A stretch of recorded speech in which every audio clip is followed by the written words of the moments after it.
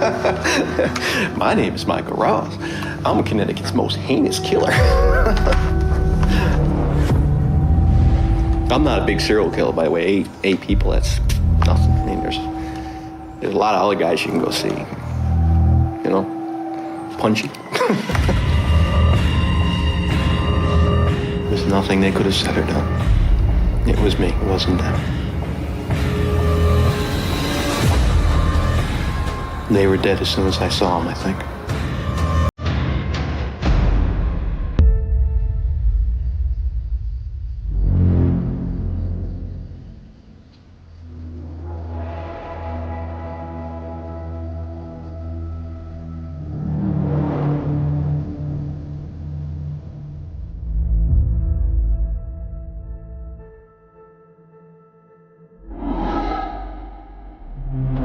Testing 1, 2, 3, 4.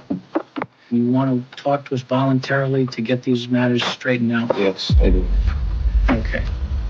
Wendy, I intimidated. Did you threaten her to have sex? Yeah, I suppose I did. I don't really, I never have a knife or anything like that. Why did she stay still? Because I was bigger and stronger than her, I guess, and, she was afraid of getting hurt. I must be a pretty scary guy, I guess. I don't know.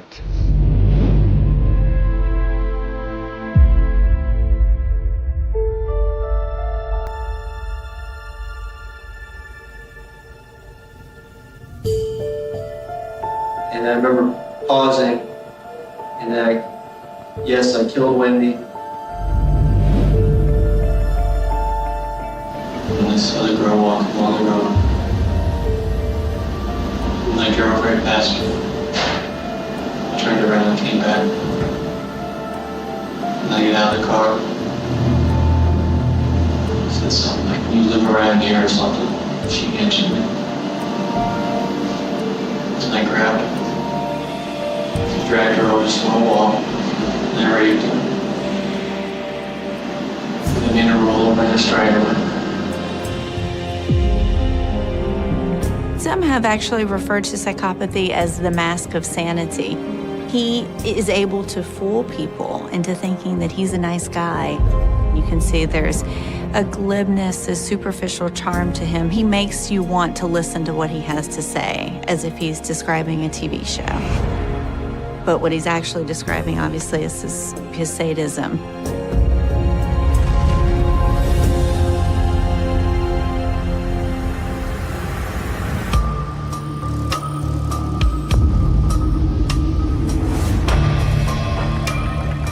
I want to get everything straightened out. All right, what do you want? Why don't you start with Mass killer.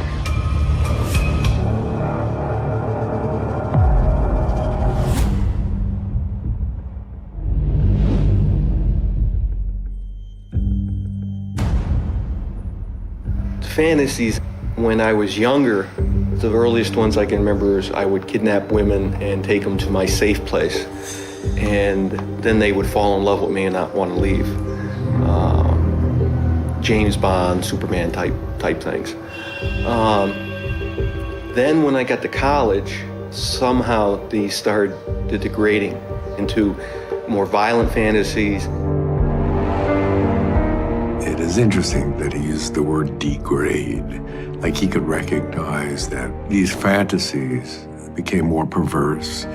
What's missing from the picture is the fantasy of there being some attraction on the part of the victim to him. Ultimately, that wasn't enough. And that escalated into actually acting on his fantasies.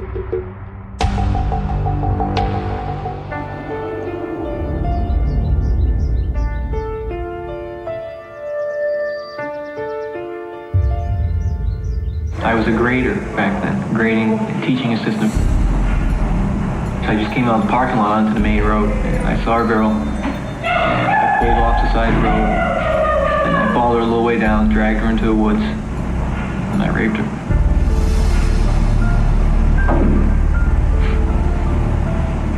And I didn't do anything else. I think I strangled a little bit, but like she didn't die or anything.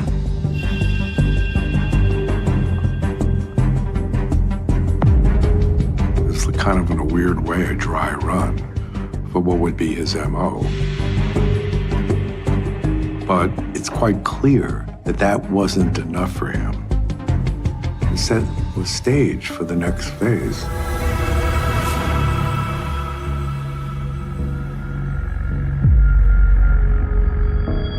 I drove out and I just saw the girl and I remember I drove across the road and parked. Just pulled right out and then I followed her and dragged her into some bushes. I raped her. And then I strangled her and I threw her in the lake.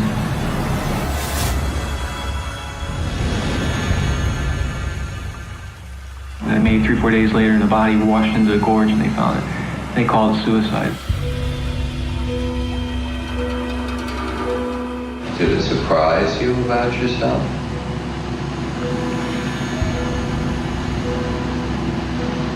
It scared me. I was just scared. Scared that I get caught? Yeah, that was part of it.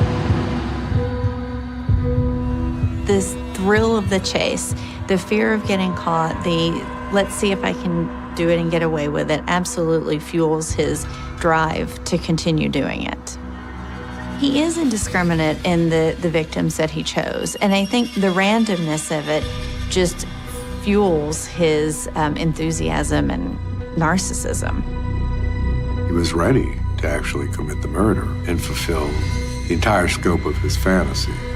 The notion that you can kidnap, rape, kill someone and dispose of their body and not be held accountable or responsible, I think that's a psychopath's wet dream. I don't think it bothered me. I don't think anything bothered me.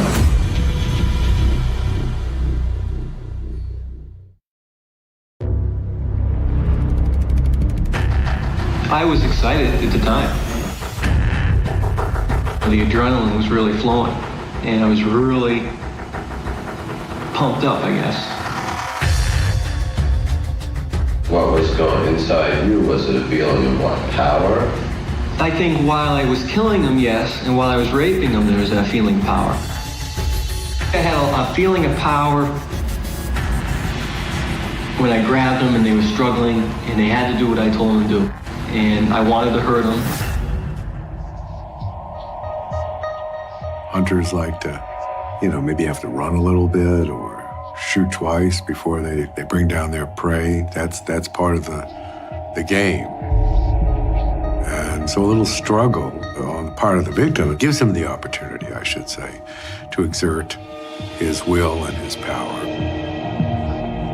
If you're wired in a really deviant manner, like a guy like this, power and sadism is exciting sexually. One of the main characteristics of psychopathy is stimulation seeking. It can take more stimulation to get the same thrill that you or I may. And the act of murder, but also the sexual sadism can become addictive.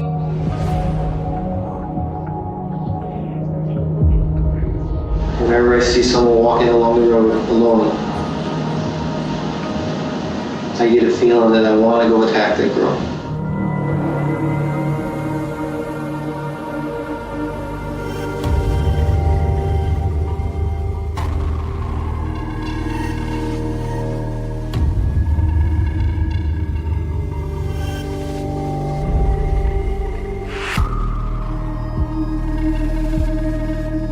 I was going to the farm. Okay. Which way was this girl walking, Michael, when you saw her? Up the hill. I pulled over and then went out and walked with her. Well, we were talking for a while and then I grabbed her and dragged her. Okay, what happened? And then I raped her, and after that I killed her and buried her in a swamp that's nearby down the back. How did you do it? I think I strangled her, if I remember right. Okay, how is it that you can't be sure if you strangled her or not? I mean, this wasn't that long ago. Did you use your hands? I killed her, all right? What the hell difference does it make how I killed her? I killed her. I'm the one responsible. I'm the one who's going to pay the price. He's getting annoyed because psychopaths like to be in control. Psychopaths are narcissistic. They want to be the one telling the story the way they want to tell it. And so he's being confronted and challenged. That is like a wound to Michael Ross's grandiosity.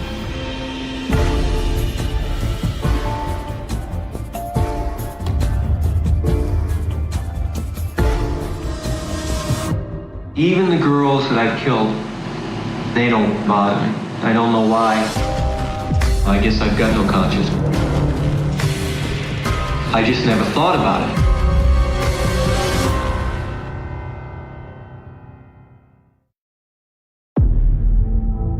Each time I killed, I made myself believe that I wasn't going to kill again.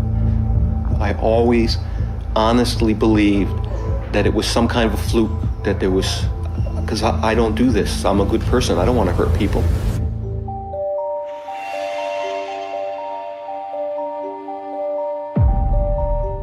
It was always manual strangulation. That's where the most sexual satisfaction came in. When you're more connected, it's more real, more power to that. To just shoot somebody wouldn't give you anywhere near the excitement. I don't know how to really describe it. But I think the strangulation, I think that was a very, very important part of it. He wanted it real, up close, tactile, visceral, and I imagine wanted to be right on top of them. He was not playing S&M games with his victims. I mean, his thing is killing. It's definitely a ritualistic aspect. He had a procedure that he followed over and over again. It's very psychopathic. He really is a psychosexual predator who enjoyed murdering his victims. And I tell you, I got in trouble with 2 girls when I was 12. What exactly did you do with the girls? I made them take their clothes off. That was it. We did nothing else. I didn't rape them or, anything like that. I think that was just being curious. Playing doctor type thing. And what did they do? And they told my parents that I got in trouble. Mother would kind of dictate the punishment. Dad would have to carry out the sentence. I got the tar whipped out of me, I know that. You had to keep your mouth shut. You couldn't scream, because if you screamed, my dad would get even madder. Sex and punishment are intertwined for him. Getting in trouble for something sexual at an early age creates this link between sex and violence. I expect getting beaten starts to open the door up to where the origins of sex and sadism might have come together in his psyche. These murders may well have gotten their start from being a victim of sadistic behavior and wanting to visit that on other people and be the one in power.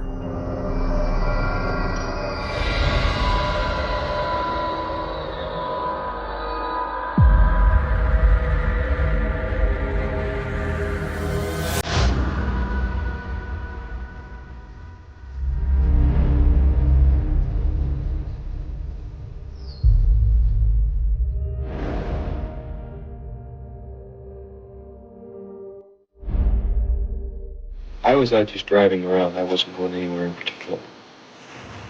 The 2 girls were hitchhiking. It was Easter Sunday. I picked them up. Where were they going? Some gas station or something that way. And I was flirting with them. They're all the same. And I just blow up. Did you drive them to the gas station? I didn't stop at the gas station. I kept going. Then they started to stop. I kept going. I drove down past Beecher's Pond. And I took them up in there, and I tied one of them, the younger one, up in the car. And I took the other one out. I think her name was April. I don't remember. He insulted her. And, Right there? yeah. And what did you do with the girl you sexually assaulted after you were done? I killed her. How did you kill her? Strangled her. Okay. And then the second girl was in the car, right? Mm-hmm. And what did you do with her?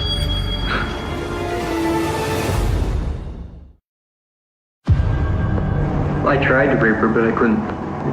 She bothered me. She was the smallest of them all, and she was the only one that didn't panic.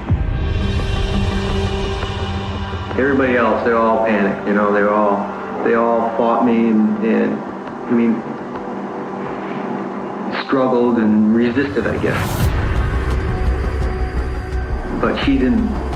I think she took the fun out of it by not doing it.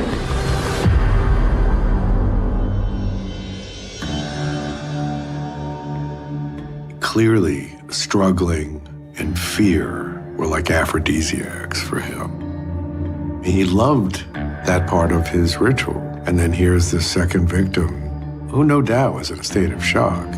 So she deprived him.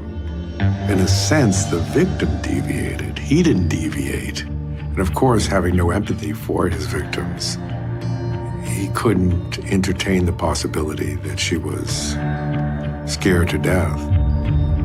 It's pretty disgusting, but it does give you some insight into the nature of his ritual. He is a predatory, psychosexual serial killer.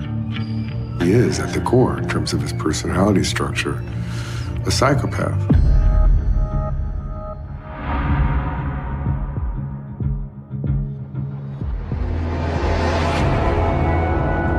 Do you know why you did it, Michael? I was angry at him, yeah. I have a bad temper, I know that.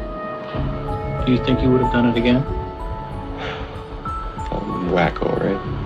Probably. I've been thinking a lot about my mother. I think I got my mother figured out. She'll do anything to make herself look good. She don't give a about me. You hold her responsible for all this. I mean, maybe if it wasn't for her, maybe none of it would have happened. Did you ever confront her with that? I'm not brave enough to do it because I'm a softie. He's not even able or willing to look in the mirror and take responsibility for his own actions, and rather attributes it to his mother, which is the epitome of failure to accept responsibility that we see in psychopathy. What I think is really terrifying about people like Michael Ross is you won't see it coming.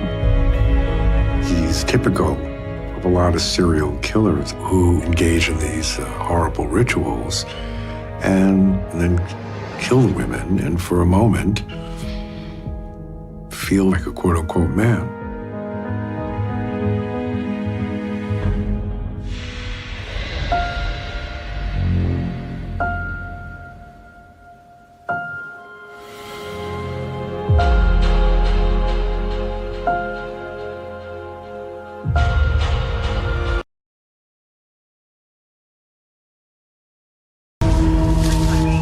Officers from 6 South Florida police forces on a volunteer mission to bring Christian Aguilar back to his family.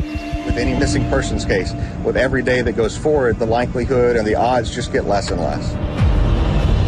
If somebody hurt your friend, what should happen to them? I really don't know where to start if someone really hurt my friend. I feel like it's not worth punishing someone like that. I'm gonna be honest, I wanted to hurt him, like really hurt him. I've jotted down like how I want to hurt him and stuff like that. But I can't do this to someone else.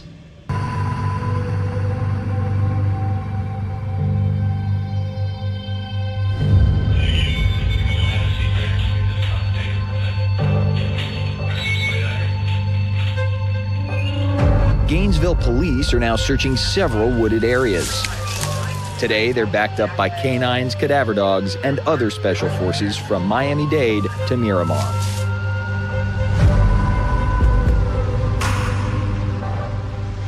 Okay. And how long have you known Christian? For 4 years, all of high school. He's been one of my really good friends. I brought him with me into art class. Let me ask you straight out. Did you do anything to your friend Christian? No, I did not. I wish I would have done something to stop him from walking out of my car though. Okay. Do you think something has happened to him? I don't want to say something has happened to him, but I'm looking at all the facts right now that it's been almost 2 days and there's no sign of him. I feel like something has happened to him.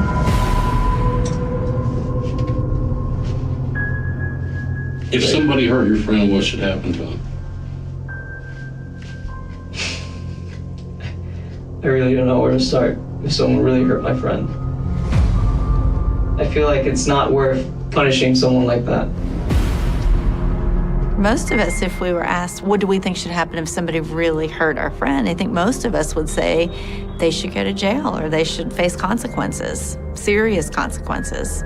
It doesn't match with what he had said earlier about his friend being important to him, and that is certainly a red flag. In the last 48 hours, when have you seen Christian? Yesterday. He's one of my really good friends and I haven't talked to him in a while. And I would really like his help. So I called him and asked him if he'd like to meet. He told me to meet him Thursday at the food court. So he shows up. What did y'all do? Well, did y'all have a plan or? No, it was just kind of like, hey. Hang out? Yeah, because he was a good friend. That's usually what we did. He was a good friend.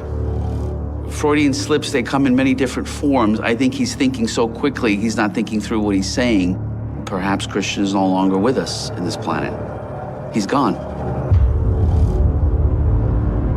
What'd y'all do then? We get in the car and we drive around and we're just talking about why I want to commit suicide.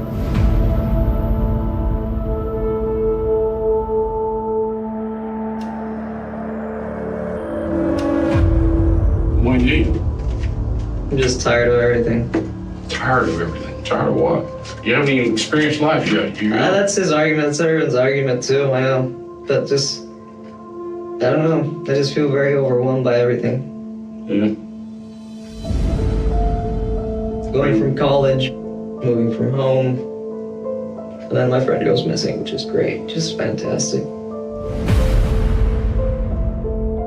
He says it in a very sarcastic way, almost as if it's impeding on his free time or his freedom. And anytime somebody mentions suicide, that's a very salient issue. It's a good opportunity to divert the attention away from his missing friend. He sees it as an opportunity to really derail the conversation. We were arguing a little bit, but not like arguing, like getting really angry and really violent at each other and like screaming and yelling, just kind of like going back and forth. So he tells me to stop the car because he wants to get out. I was angry at him, so I stopped the car and I let him get off and I drove away. You just pulled the car over to the side of the road? Pretty much.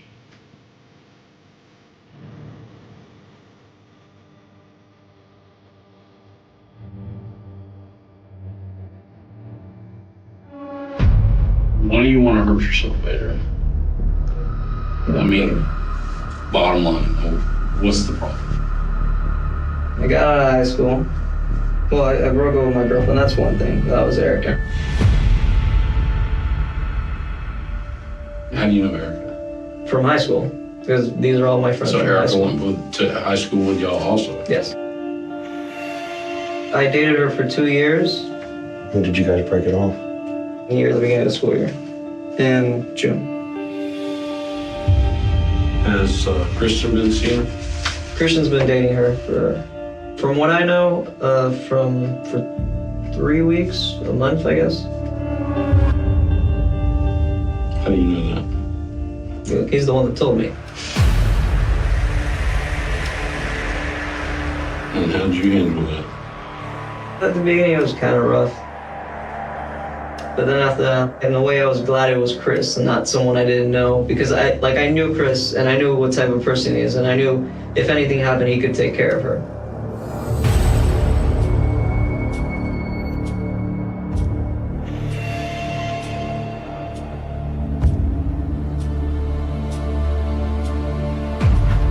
How you doing? Let's close this case, somebody walks by. So I understand that you and Pedro were dating all through high school. Yes. I started seeing problems in December of last year of 2011. And, Tell me about that if you don't mind. He would ignore me at some points, and he would blow me off. He lied about little things, and to him it wasn't a big deal. I was trying to ask for a break because I didn't feel appreciated. So I asked him for a break. When did you finally sever your relationship with Pedro? That was late June, maybe the 20th or earlier. After I did break up with him, he was very possessive. Like, he was very like, I don't care what you're feeling right now. Like, I want to be with you and nothing else is gonna matter.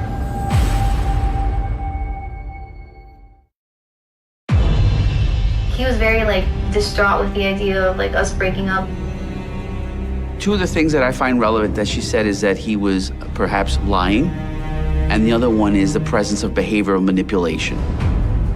It is an affront to his ego that she doesn't want him back, but I think that he also wants control of the situation, and he wants her when he wants her. It's that classic, I love you, don't leave me, and this relationship instability that is sometimes seen in individuals with psychopathic characteristics.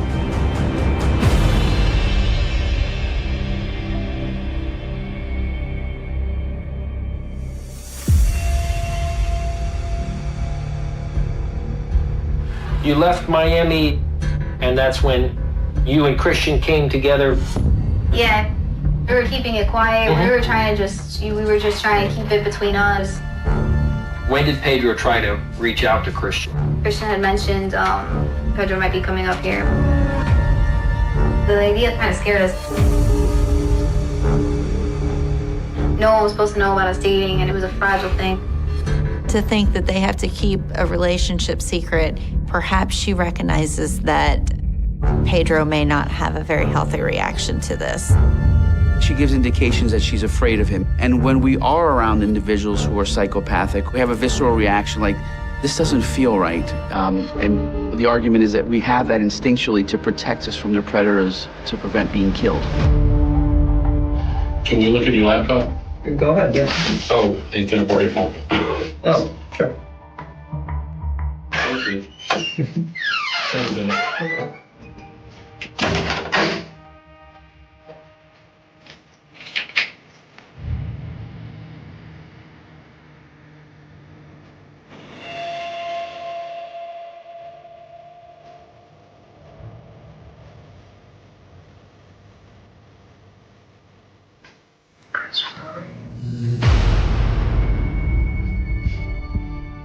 He's aware there's a video, and he wants to give the impression that he's concerned. It's rather dramatic and doesn't match with the rest of his actions in this interview.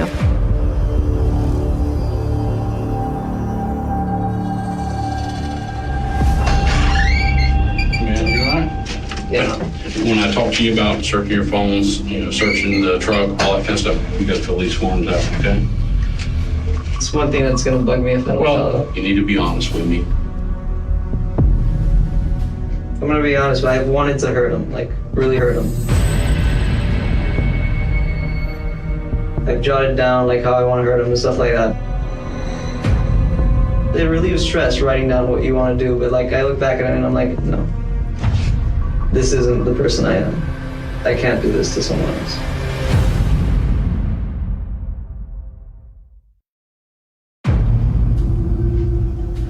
You can see that he's visibly getting more anxious because he's aware that there's going to be evidence on his cell phone and his laptop that's going to be not good for him. His writings and his pictures suggest an obsession with this relationship with Erica. and his desire to get her back. This is a snippet from Pedro's journals. I miss her. What's wrong with me? I'm scared if she's okay, but now I'm more scared that someone will take her from me. One of the things that indicates is that she potentially is a possessed object. Psychopaths do see people as objects to be manipulated, influenced, as serving their own means. Part of the reason they do that is because psychopaths do not see people as humans. They're just a means to an end. As I read through his writings, you slaughter innocent animals for their hides and their flesh. You devastate the landscape and you gouge the earth to build your monuments to vanity, and yet you call me the monster. When he uses the word monster, that's how he perceives others are treating him. He feels very devalued, very, hideous in her sight. I feel as if someone stabbed me in the chest and was sorry all throughout as they just pressed deeper, then left me to die with the look of remorse in letting me die. He is positioning himself as a victim. If something happened between you and Christian attacked you, or Christian tried to hurt you, or you had to protect yourself, something happened. Yes. In the scuffle with Chris, it wasn't just really an argument. I wanted him to get pissed off. I wanted him to stop bugging me about me contemplating suicide and how he thinks it's the wrong idea. But then he came back with, maybe you should just kill yourself. And that's when I turned around and punched him straight in the face. How many times did you hit him? Just once. I was just really angry at him. I know you was angry at him, but be honest and tell what happened. I got mad at him. I punched him. And I made him get out of the car. And I drove around for a while. Because I'm like, you know what? Screw him. Let's make it hard for him today. Let's make it a real challenge for him to get back home today. It's really not something I'm proud of. Because he was a really good friend, and I messed up. Because everything was right, like the moment. It was right there, and I took advantage of it. Some of the feelings are coming to the surface, and he's kind of reliving the moment. And more likely than not, he's remembering the thoughts of actually killing him and disposing the body. I think he's becoming physiologically aroused as he's talking about his narrative. You need to tell me what else happened, because something else happened besides just that. We know that he's not coming back, okay? I know he's not coming back. He's nodding, almost as if in agreement. I think that in this moment, he is breaking down a little bit. I know when somebody's coming back, when they ain't coming back. He ain't coming back. You know he's not coming back. No, you need to tell the truth. You gotta tell the truth. I kept punching him. He wasn't just savage, but he was not gonna get up for any time soon. And then I got in my car and left.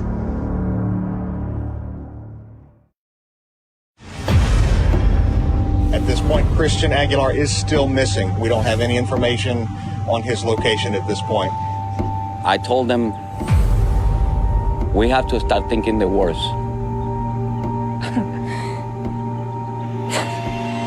There's something more evil about it. The importance right now is finding my son.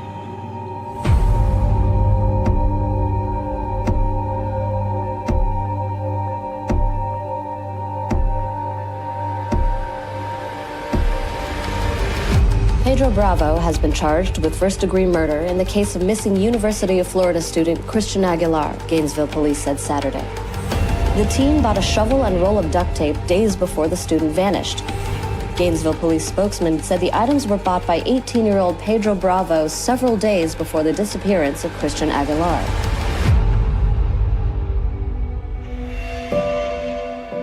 you read his journals, a problem has occurred. You need an alibi. He's afraid. Maybe he senses it, notices what my intentions are with him. Now I'm in a position of power. For psychopathic individuals, there's nothing better than inducing fear in others. It's a complete control and dominance over them. This gratification in knowing that you have control over someone's life.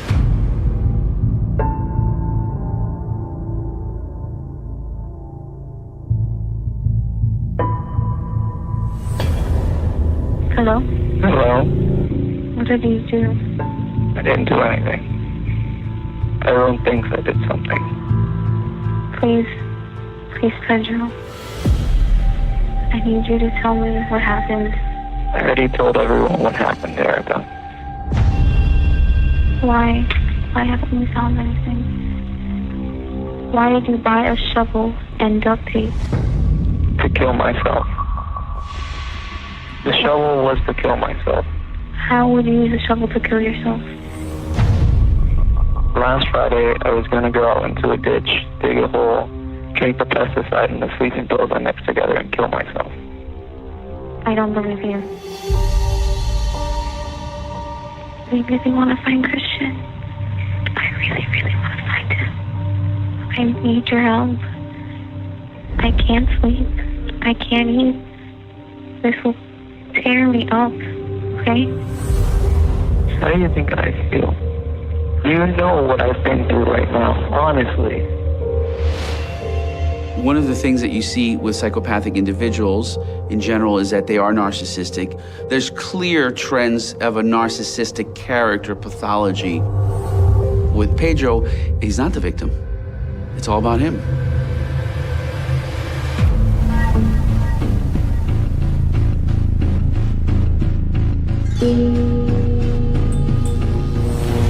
Human remains discovered by 2 hunters in Levy County, Florida, have been identified as those of missing University of Florida student Christian Aguilar.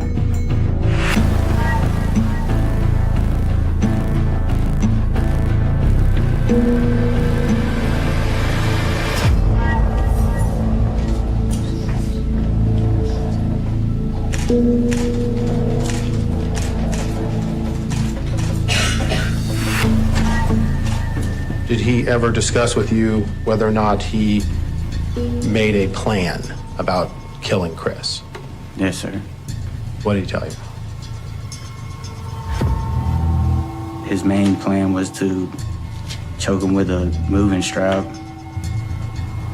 And then they just went driving around and he parked. He got out like he had to find something in the back seat, and he told me that, you know, when he was back there, that he, you know, basically put a moving strap around the kid's neck and braced himself against the seat. And, you know, he said that he remembers watching the clock on the radio and said it took like 30. The night Chicago forgot how to sleep begins with a sound no one could place. A hollow thud swallowed by winter air, sometime after midnight in January 1978, when the city was locked under ice and the streets around West Rogers Park lay empty, snow-crusted like bone. And a patrol car rolled past a brick apartment building without slowing down, its headlights skimming over a back alley where something, or someone, had already been left behind, unseen, unheard, and about to vanish into a story that would refuse to die. They would find her just before dawn, when the sky was still the color of steel and the cold burned through gloves. A young woman sprawled near a chain-link fence, coat half open, one shoe missing, her purse several feet away as if thrown in anger or fear. No obvious blood, no weapon. No sign of a struggle that made sense, only the frozen stillness of a body that did not belong there, and a neighborhood that woke up to police tape snapping in the wind like a warning. Her name would run briefly in the morning papers, tucked beneath weather reports and city council headlines, a single black and white photo pulled from a driver's license, eyes bright, smile unguarded, 23 years old, recently moved to Chicago, recently hopeful, recently alive. And already being reduced to facts that never felt like enough, time of death uncertain, cause unclear, no witnesses stepping forward, no screams reported, no taxi driver remembered her, no bus pass in her pocket, just the suggestion that she had been walking home alone. Inside the apartment she shared with a roommate, police found a half-written grocery list on the counter: bread, milk, eggs, and a note stuck to the fridge with a red magnet. A reminder to call her mother back. Tomorrow circled twice, and tomorrow never came. Leaving behind a silence that spread through the building, through the block, through a city already used to violence, but shaken by how quiet this one felt, how clean, how unresolved. Detectives moved fast at first, canvassing bars, diners, bus stops, asking the same questions again and again. Did you see her? Did you hear anything? Did anyone follow you home last night? But January erased footprints quickly, and memory proved just as fragile, witnesses contradicting each other. Timelines slipping. A man who thought he saw a couple arguing near Devon Avenue later admitting he wasn't sure it was that night, or that woman, or even that street. The autopsy offered more questions than answers. No defensive wounds, no clear trauma, toxicology inconclusive, the medical examiner hesitant, language careful, cause of death listed as undetermined, a classification that hangs like fog, thick enough to obscure everything behind it. And in that fog, rumors began to grow. Whispered theories passed between neighbors and co-workers. A bad date, a jealous ex, a random predator, the city's favorite explanation when nothing else fits. Police circled back to her last known movements, a quick stop at a corner store caught on a grainy security camera, her face briefly visible under fluorescent light, buying cigarettes she didn't normally smoke, the clerk remembering her because she paid in exact change, because she smiled, because she seemed nervous, or maybe just cold, and that image would become the last confirmed sighting of her alive, frozen in time like a ghost already aware of what was coming. They questioned the roommate, routine questions, alibi checked, cleared quickly, then former boyfriends, co-workers from the office downtown where she worked as a junior clerk, a job she had started only 3 months earlier, co-workers describing her as quiet, reliable. The kind of person who ate lunch at her desk and left right on time, no enemies, no drama, a phrase detectives hear so often it begins to sound like a curse. Weeks passed, then months, the trail thinning, leads collapsing under scrutiny. One anonymous tip leading to a dead end under the L tracks, another pointing toward a man already in custody for an unrelated assault, eliminated by time and distance, every promise of progress dissolving into paperwork. And with each passing day the case file grew thicker, while the truth seemed to shrink. By summer, the story had slipped from the front pages, replaced by louder crimes, bloodier scenes, cases with clearer villains. But in West Rogers Park, people still locked their doors earlier, parents walked their daughters to bus stops, and her name lingered like a warning, spoken softly, as if saying it too loudly might invite something back. Years went by, detectives retired, evidence boxes were moved from one shelf to another, labeled, relabeled, nearly forgotten, the files stamped cold case, a bureaucratic term that sounds clinical but carries a particular kind of failure. The admission that time has won, that answers may never arrive, that justice is now theoretical. Then, decades later, something shifted. It began not with a confession or a dramatic arrest, but with a routine audit of old evidence, a new generation of investigators tasked with reopening cases long considered dead, armed with technology their predecessors never had, combing through storage rooms that smelled of dust and neglect. Lifting boxes that hadn't been opened since disco was still on the radio, and inside one of those boxes, tucked beneath faded photographs and brittle reports, they found something that shouldn't have been there, or rather, something that should have mattered more. An item logged but never tested.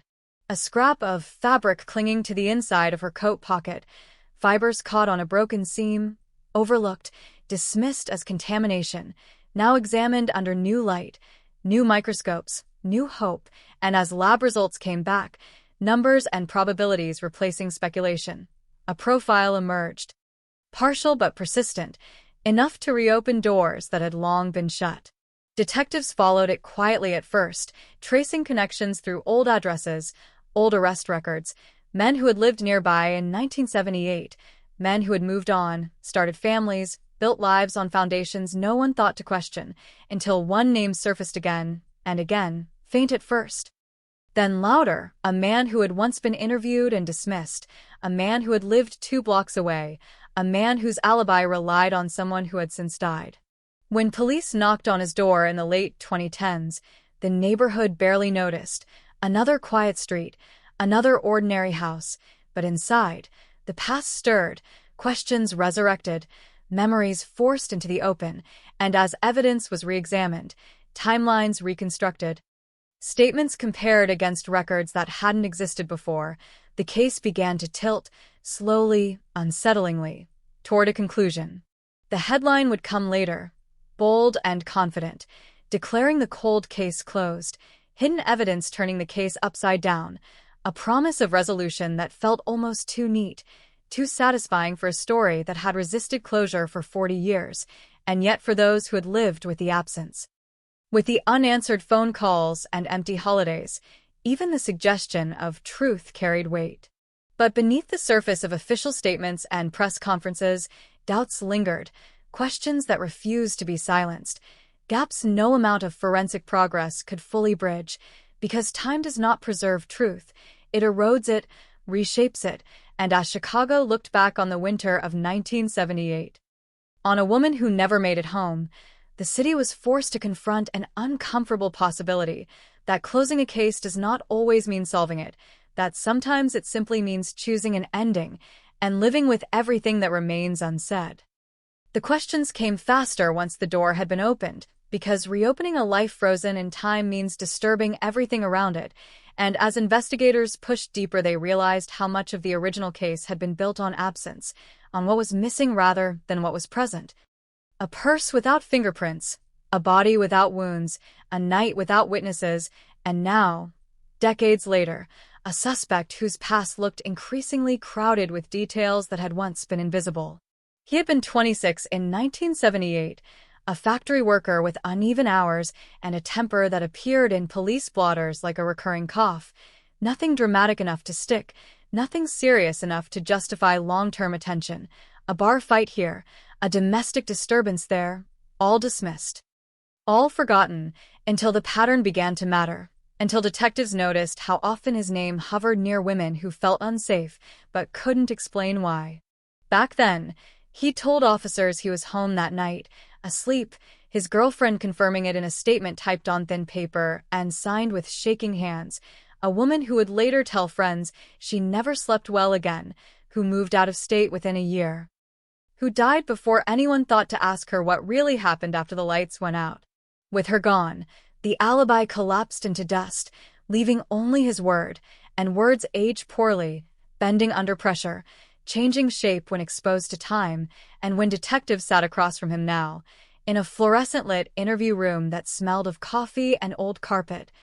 They watched carefully as he tried to remember a night most people would have forgotten completely, details surfacing too quickly, rehearsed, polished, the kind of memory that feels practiced rather than recalled. He denied knowing her, denied seeing her, denied walking those streets in winter, but records told a different story, a time card placing him off work early, a bus route that cut straight through West Rogers Park, a former neighbor recalling years later a man who came home late, smelling of alcohol, angry at something he wouldn't name, slamming doors hard enough to rattle walls. None of it was enough on its own, and investigators knew that, because cold cases don't collapse under a single revelation, they unravel thread by thread, and each thread threatens to snap if pulled too hard. They turned back to the evidence, to the fabric scrap that had reopened the file, and found its match not in some criminal database fantasy, but in an old winter coat sold cheaply in the late 70s, mass-produced, common, the kind of thing hundreds of men owned, which meant the science pointed in a direction but refused to name a destination. Still, direction mattered. It led them to storage lockers, to basements, to attics where boxes sat untouched for decades, and in one such basement, beneath Christmas decorations and rusted tools, they found a pair of boots wrapped in newspaper yellowed with age, the soles worn unevenly, the treads inconsistent with ordinary walking, a detail that caught a forensic examiner's eye because it echoed something buried in the original reports, a mention of unusual impressions in the snow near the fence, noted, sketched, and then abandoned when no matching footwear could be found. Time had preserved what attention had not. Testing followed, careful, meticulous, the kind that moves slowly not because of doubt, but because of consequence. And when trace material surfaced, degraded but present, the lab fell silent, technicians staring at screens as probability climbed into numbers no defense attorney likes to see. Not certainty, but something uncomfortably close, enough to justify a warrant, enough to make the past feel suddenly alive. The arrest did not come with flashing lights or shouting neighbors, just a quiet knock, a request to step outside, hands placed behind a back that had aged, shoulders stooped under years of ordinary living, a man who looked nothing like the monster people expected. Because monsters rarely cooperate with imagination. News broke fast once it broke at all, headlines snapping into place. Chicago 1978 cold case closed. Hidden evidence turns case upside down. Words that promised finality, that suggested justice delayed but delivered, and for a moment, the city allowed itself to believe that this story had found its ending. But endings invite scrutiny. Defense attorneys moved quicker than public opinion, picking apart the chain of custody, the decades-long gaps, the assumptions layered onto fragile facts, arguing that memory contamination was inevitable, that evidence handled in another era could not meet modern standards. That coincidence was being mistaken for guilt because the narrative demanded a villain. They pointed to the lack of eyewitnesses, the undetermined cause of death, the absence of a murder weapon, the possibility that she had collapsed for reasons no one understood, that panic and confusion had done the rest, that the man now accused was being punished not for what he did, but for being nearby, imperfect, and unlucky enough to fit a shape investigators desperately wanted to fill. Families listened to these arguments with clenched jaws because they had waited too long to accept another maybe, another explanation that dissolved under pressure, and for them, the reopening of the case had been less about science and more about recognition. An acknowledgement that her life had mattered enough to revisit, to question, to fight for, even if the truth remained slippery. In court filings, language grew colder, more precise, stripping emotion away until only claims remained, and yet emotions seeped through the cracks anyway, in victim impact statements drafted and redrafted, in photographs submitted as exhibits, in the way the defendant avoided looking at the gallery. Eyes fixed on the table, as if the wood grain held answers. As pretrial motions dragged on, reporters began to dig, unearthing details the original investigation had missed or ignored. A similar incident 2 years earlier, a few blocks away, another woman followed, another late-night walk interrupted by fear. The case dismissed after the victim declined to testify, her name never printed, her story almost lost, now resurfacing as context no one could dismiss. Suddenly, the case felt bigger than one night, bigger than one life, stretching outward into a pattern that challenged the idea of randomness, suggesting that what had once been labeled unfortunate might have been predictable, preventable, ignored. And yet, uncertainty clung stubbornly to the edges, because patterns can be drawn after the fact, because coincidence and design share a thin border, and because the dead cannot correct the record. As months passed, momentum slowed, legal arguments piling up like snowdrifts, obscuring the path forward, and in that slowing, doubt crept back into public conversation, talk radio callers questioning whether the city had rushed to declare victory. Whether closing the case had been more about optics than answers, about giving people something to hold onto rather than confronting the full complexity of what remained unknown.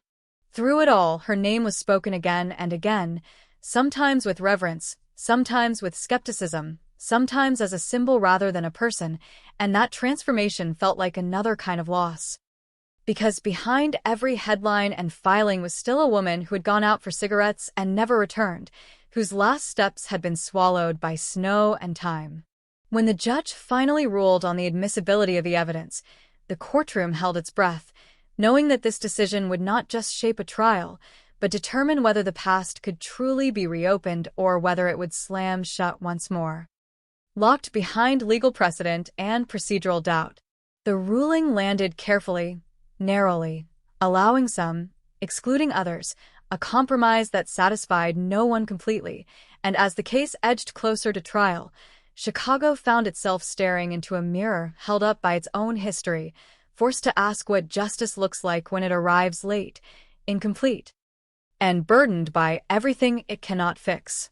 Outside the courthouse, winter returned, eerily similar to that long-ago January, cold enough to sting, quiet enough to amplify footsteps, and as people hurried past, coats pulled tight, few noticed the way the wind cut through the streets of West Rogers Park, tracing old paths, brushing against fences and alleyways, as if reminding the city that some nights never truly end, they just wait, patient and unresolved, for someone to listen again. The trial never began with a bang. It began with paperwork and delays, with motions argued in voices stripped of drama, but outside the courtroom the city hummed with expectation, because everyone sensed that this was no ordinary prosecution. This was time itself on trial. For decades of silence compressed into a room where every word risked collapsing under its own weight. Prosecutors spoke of patience, of science catching up to brutality, of a system finally correcting its blind spots, while the defense spoke of erosion, of evidence degraded by decades, of memory warped by repetition and media. And somewhere between those competing truths sat a jury tasked with pretending that 40 years could be flattened into a narrative neat enough to judge. The first witnesses brought the past forward inch by inch, a retired detective with thinning hair and a voice roughened by cigarettes describing the scene as it was found, the cold, the position of the body, the absence of blood, the sense that something was wrong without being obvious. His testimony halting at moments not because he forgot, but because he remembered too well, details he had carried quietly into retirement now dragged back into the light.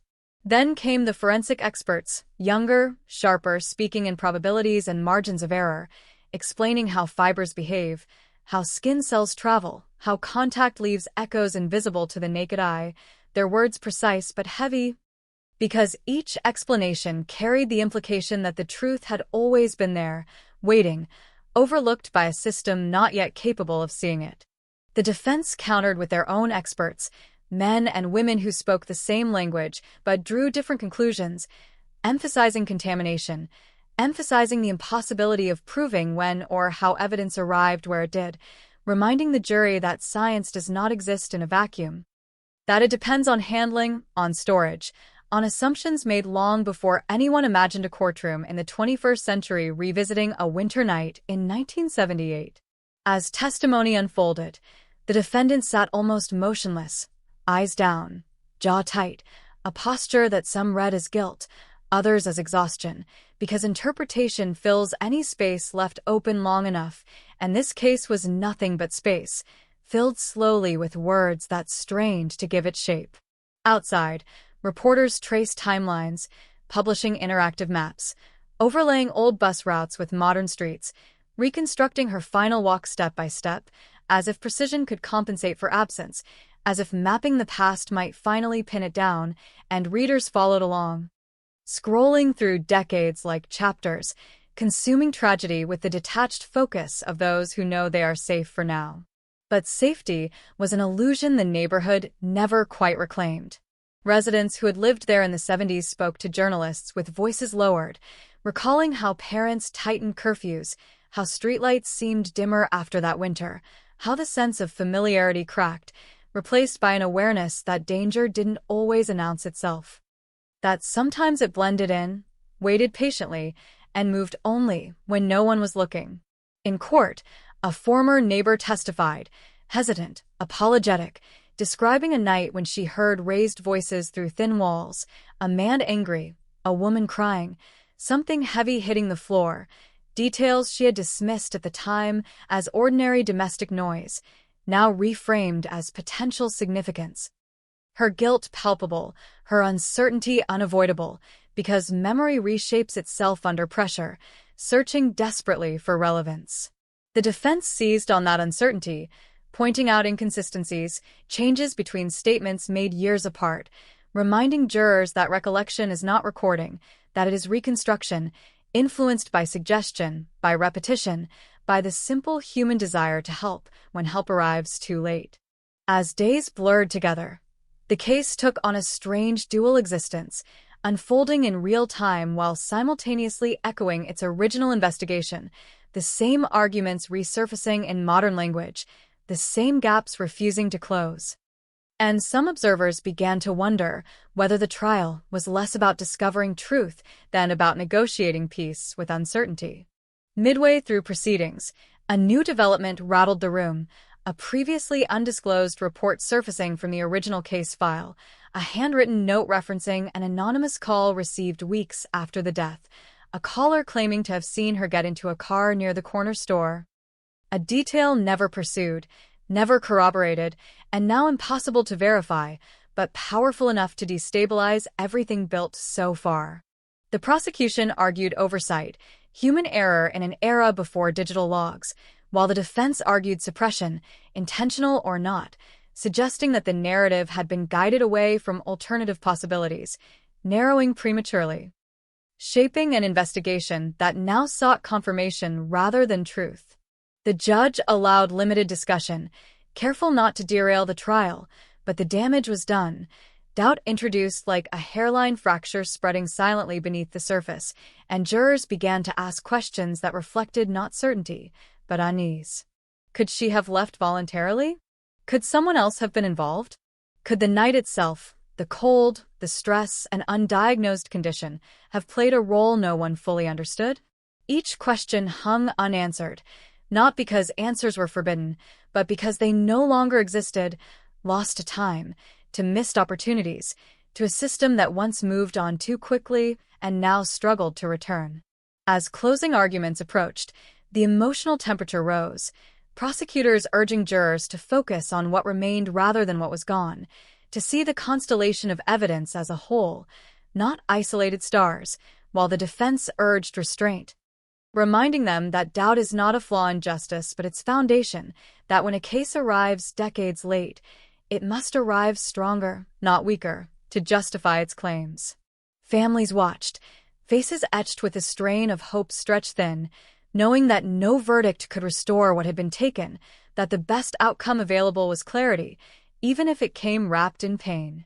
The jury deliberated longer than expected, hours turning into days, speculation swelling outside the courthouse, analysts debating signals in the length of discussion, interpreting silence as meaning, because humans cannot help but search for patterns, especially when stakes feel this high. When a verdict finally came, it landed not as a thunderclap but as a quiet exhale, a decision that satisfied the law but unsettled the soul, because it resolved the question of guilt without resolving the question of truth. A conclusion reached within rules that could not account for everything left unknown. Some called it justice. Others called it compromise. And in the space between those interpretations, the case settled into its final form, officially closed, archived once more, its file heavier now with transcripts and rulings, but still carrying the same essential weight. The weight of a life interrupted and a city forever changed by what it could not fully explain.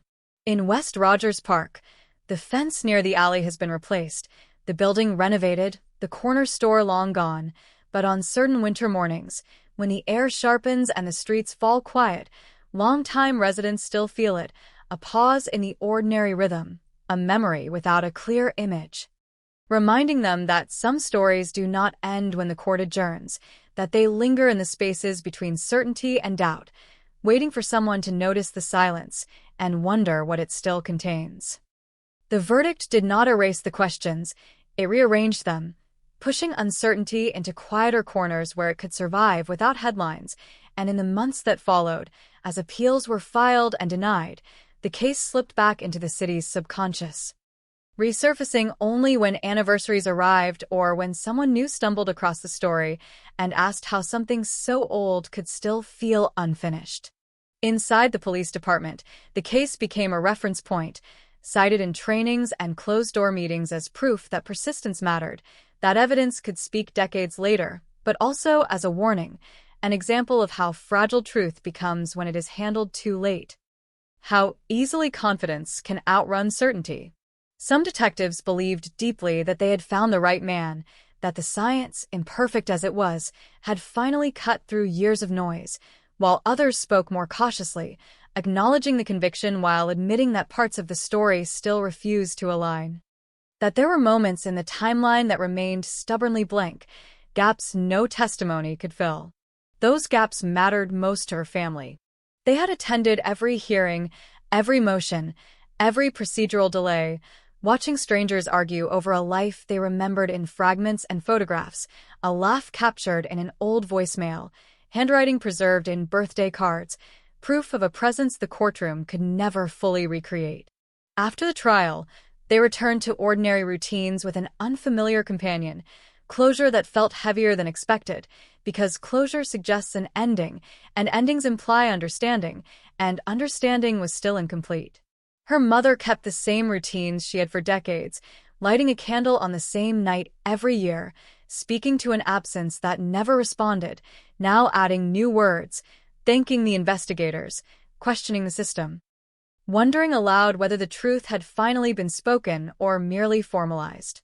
The media moved on, as it always does, but the internet preserved everything, freezing arguments and opinions in comment sections that refused to fade, strangers debating guilt and innocence with confidence unburdened by proximity, turning a real death into an abstract exercise in logic and belief. Amateur sleuths dissected court documents, mapped alternative theories, pointed to the anonymous call, to the possibility of a car, to men never questioned because their names never rose high enough in a stack of paper, insisting that the case was only closed because it needed to be, not because it deserved to be. Lawyers shook their heads at these conversations, calling them noise, misunderstanding, but even they admitted in quieter moments that cold cases are never truly solved. They are decided, shaped by what evidence survives and what disappears, by who is still alive to speak and who is not. Years after the conviction, a former detective gave an interview from his retirement home, his voice slower, reflective, admitting that if the same case had happened today, it would have unfolded differently, better preserved scenes, more aggressive follow-ups. A system less willing to accept ambiguity as an endpoint. He spoke of regret, not personal, but institutional, the kind that lingers when you realize that what you once considered reasonable now looks like negligence, and that the cost of that realization is carried not by the system, but by those who lived inside the unanswered questions for decades. In West Rogers Park, the neighborhood continued its quiet evolution, new families moving in, old ones moving out, unaware of the weight beneath the sidewalks, the history layered under fresh paint and renovated storefronts. Yet sometimes, someone would pause near the alley, feeling a chill that had nothing to do with weather, sensing that this place had once held a secret too large for it to contain, and that, even now, it was still releasing fragments into the air. Former jurors avoided interviews, bound by rules and by something else, a reluctance to reopen a decision that had cost them sleep, that had forced them to sit with doubt and still choose, knowing that whatever they decided would be both right and wrong to someone. One juror later admitted, anonymously, that the hardest part was not deciding guilt, but deciding sufficiency, asking not did this happen, but is this enough to say it did, a distinction that feels small until it carries the weight of a life sentence. As time pushed forward, the defendant aged behind bars, filing letters, motions, maintaining innocence in carefully worded statements that echoed through legal databases, each appeal denied reinforcing the official narrative, even as the alternative versions persisted in quieter spaces. The evidence, now reboxed, relabeled, sits in a climate-controlled room, preserved better than it ever was the first time around, an irony not lost on those who know its history, because preservation arrived only after consequence. And the fabric scrap, the piece that reopened everything, remains the most powerful and most fragile symbol of the case, a reminder that sometimes the smallest overlooked detail can redirect an entire story, but also that details do not speak for themselves. They are interpreted, argued, believed, or dismissed. In academic journals and criminal justice conferences, the case is cited again and again, debated not for its drama, but for its implications, for what it says about delayed justice, about the limits of forensic certainty, about the human desire to close loops even when they resist closure. Students study it without emotion, tracing timelines, identifying errors, proposing improvements, while those who lived through it feel the quiet sting of abstraction, watching pain turned into lesson. And still, on certain winter nights, when Chicago slows under snow and the city seems to hold its breath, the memory of that January returns, not as a clear narrative, but as a sensation, a sense that something important slipped away before anyone knew how to hold it. The case may be stamped closed, the verdict entered, the files archived, but closure is not silence. It is simply the absence of official questions, leaving the unofficial ones to circulate endlessly, whispered in hallways, argued online, carried in the minds of those who cannot forget. Because some stories do not end when the law decides they have, they continue in fragments, in doubts, in the spaces where certainty never quite settles, and Chicago, for all its noise and movement, still knows how to listen to those spaces, still remembers that winter, and still wonders, quietly, what the night took with it that no investigation could ever fully recover. Time did what it always does. It stretched the distance between the event and the emotion, but it never erased either. And as the years stacked up after the conviction, the case took on a second life, quieter but more persistent, living in footnotes, in late-night podcasts, in conversations that began with certainty and ended in hesitation. Chicago learned to live with the contradiction, a city practiced in holding opposing truths at once, proud of a system that finally acted, uneasy about the cost of waiting so long, because delayed justice carries a particular echo. It sounds like resolution until you listen closely, and then you hear everything it couldn't say.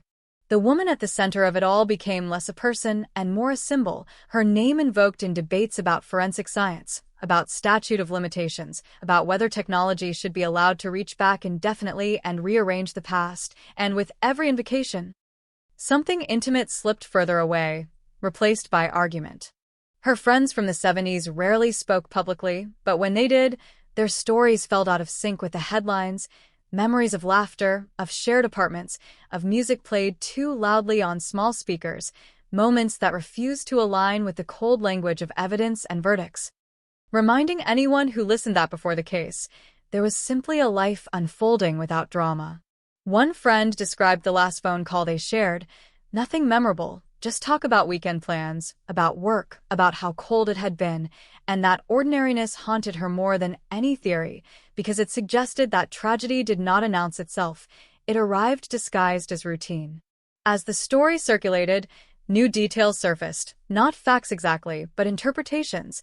A former coworker recalling a man who lingered too long near the office building, a neighbor remembering a car idling on the street one night decades ago. Anecdotes that floated through discussions without ever anchoring to proof, feeding doubt while never quite earning trust. Investigators dismissed most of it as noise, the inevitable byproduct of a case thrust back into public consciousness, but privately, some admitted that these fragments unsettled them, because they echoed the original investigation's greatest flaw. Too many possibilities and not enough time to chase them all. The defense team continued to work quietly, filing appeals that leaned heavily on procedural arguments, chain of custody issues, the reliability of late-discovered evidence, each motion denied with language that felt clinical, final, reinforcing the official closure while doing little to address the emotional residue left behind. For the defendant, time moved differently. Prison routines replaced factory shifts, days measured in counts and meals, appeals drafted carefully, methodically, each one an attempt to push back against a narrative that had swallowed his life whole, and whether he was guilty or not, that swallowing was complete, irreversible. His name now inseparable from a winter night in 1978. In letters smuggled into public view through court filings, he wrote of being misunderstood, of a system eager to correct past mistakes even if it meant creating new ones, of evidence elevated beyond its limitations because it offered something irresistible, an ending. Those letters divided opinion sharply, some reading them as manipulation, others as desperation, and the divide itself became part of the case's legacy, proof that certainty had never truly taken hold. Meanwhile, the neighborhood where it all began continued to change, the alley paved over, the fence replaced with a newer, taller barrier, the physical reminders softened by renovation, Yet longtime residents insisted the atmosphere never fully reset, that certain corners still felt heavy. As if the ground remembered what the city preferred to forget. On anniversaries, small gestures appeared, flowers tied to a pole, a candle left burning against the wind, quiet acknowledgments that resisted the official language of closure, insisting instead on remembrance, without resolution. Criminal justice reform advocates seized on the case as an example of both promise and peril, arguing that cold case units deserved funding but also oversight, that reopening the past demanded humility, and acceptance that answers might remain partial, that the desire to conclude should never outrun the obligation to doubt. They pointed to the trial transcript, to moments where speculation filled gaps evidence could not, to the subtle shift from investigation to confirmation, warning that even good intentions could bend toward narrative if left unchecked. Supporters of the conviction countered with equal conviction, emphasizing the science, the patterns, the totality of circumstances, insisting that perfection was an unrealistic standard, that waiting forever for certainty was its own injustice, a luxury denied to victims and families alike. The debate hardened into camps, each convinced of its moral clarity, each accusing the other of blindness, and in that polarization, the human center of the story grew quieter still. Years later, a university hosted a panel discussion on the case, inviting legal scholars, forensic experts, and community members to reflect on its impact, and as slides flashed across a screen showing timelines and evidence photos, one audience member stood and asked a simple question that froze the room. What if the truth is smaller than all of this? What if it isn't a grand pattern or a landmark case, but just a night where things went wrong in ways no one fully understood, and everything that followed was an attempt to make sense of that chaos? No one answered directly, because that possibility threatened everyone equally: investigators, prosecutors, critics, believers, skeptics, suggesting that the story might resist every framework imposed on it, legal, scientific, or narrative. The panel ended politely, applause subdued, participants gathering their notes, but the question lingered, following attendees out into the evening air, into streets not so different from the ones they'd just seen projected on a screen.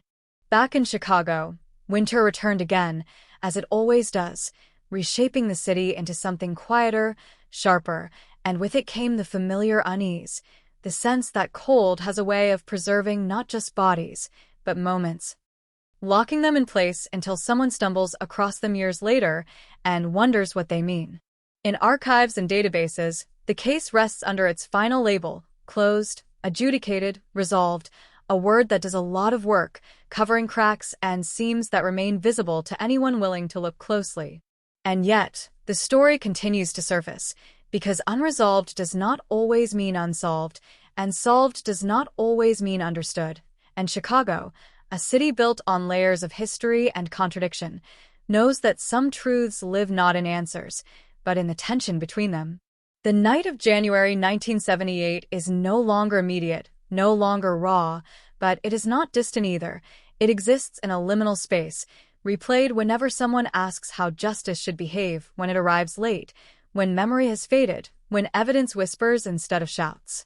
And in that space, the case breathes, quietly but persistently, reminding anyone who listens that closure is often less an ending than a pause, a moment where official voices fall silent, leaving behind the soft, unsettling hum of questions that refuse to disappear. The pause after closure stretched longer than anyone expected, not empty, not calm, but charged, like a held breath that never quite released, and in that suspended space the case began to change shape again, less a legal matter now, and more a cultural echo. Something people returned to not for answers, but for reassurance that the questions themselves still mattered. Documentarians arrived next, quiet at first, requesting interviews, filing public records requests, sitting across from aging witnesses with microphones resting gently on kitchen tables, asking them to remember carefully, to separate what they knew from what they'd heard. A task that grew harder with every passing year. Some declined outright, exhausted by revisiting a night that had already taken too much, while others agreed reluctantly, drawn by the hope that telling it one more time might finally align the pieces into something coherent. What emerged was not clarity, but texture. Stories layered with hesitation, pauses where memory frayed, details delivered with confidence and then immediately questioned, as if speakers were watching themselves from a distance, unsure whether to trust what surfaced. One former officer admitted on camera that the original scene had felt wrong from the beginning, too clean, too quiet, but that the pressure to move on, to prioritize cases with clearer violence, had overridden instinct, a confession not of guilt but of system inertia. The slow force that nudges decisions until they feel inevitable. Another spoke of the early days of the reopened investigation, of excitement tempered by fear, of the unspoken awareness that reopening the case meant risking failure twice, first in 1978, then again decades later, if the answers proved less solid than hoped. The filmmakers framed the story carefully, resisting the urge to declare heroes or villains, letting contradictions stand, and audiences responded not with outrage but with unease, because the more the case was examined, the more it resisted simplification. Viewers wrote in with theories, with personal experiences, with confessions of fear they hadn't known how to name until they saw it reflected on screen, describing nights when they too walked home alone, trusting routine to protect them, only realizing later how fragile that trust had been. The case became a mirror, reflecting not just one crime, but a collective vulnerability, the understanding that safety is often assumed until it fails, and that when it does, explanations rush in to fill the void, sometimes faster than truth can keep up. In legal circles, the conviction settled into precedent, cited cautiously, footnoted heavily, an example of how far cold case prosecutions could stretch without breaking, and where the strain lines appeared when they did. Law professors warned students not to romanticize the outcome, to remember that technology amplifies evidence but does not purify it, that context, handling, and human judgment remain inseparable from any result. Meanwhile, the family adjusted again, this time to a different kind of attention, strangers reaching out with condolences years after the fact, gestures sincere but disorienting, reopening wounds they had learned to live alongside rather than heal. They spoke less publicly now, choosing privacy over advocacy, their grief no longer needing validation, their questions no longer seeking an audience, because the answers, whatever they were, had already taken their shape. In prison, the defendant marked time with appeals exhausted, parole distant, his story shrinking to a few paragraphs in legal summaries, his protests quieter, more resigned, the language shifting from accusation to reflection. As if even he was unsure which version of the past he was meant to inhabit. Some guards said he rarely spoke of the case anymore, focusing instead on routine, on books, on the small negotiations that define confined life, a man aging inside a narrative that would never release him, regardless of where truth ultimately settled.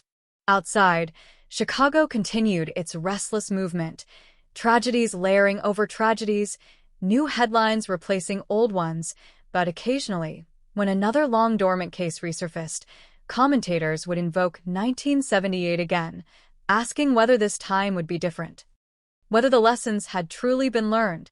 The answer was never clear. Because systems remember selectively, institutional memory shaped as much by convenience as by intention, and while procedures improve, the underlying tension remains, the balance between urgency and patience, between the need to act and the risk of acting too soon or too late. The alley where the body was found no longer appears in tourist maps or crime blogs, its coordinates swallowed by redevelopment, but for those who know, it exists as a point of reference, a reminder that significance is not always marked. That places absorb meaning quietly and release it unpredictably. Occasionally, someone will stop there, unprompted, feeling a heaviness they can't explain, the residue of a story that refuses to stay contained, proof that even when narratives end, impact does not. In archives, the case materials continue to be requested, copied, studied, each interaction a small disturbance in a settled file, each reader bringing their own assumptions, their own need for resolution, and taking away something slightly different.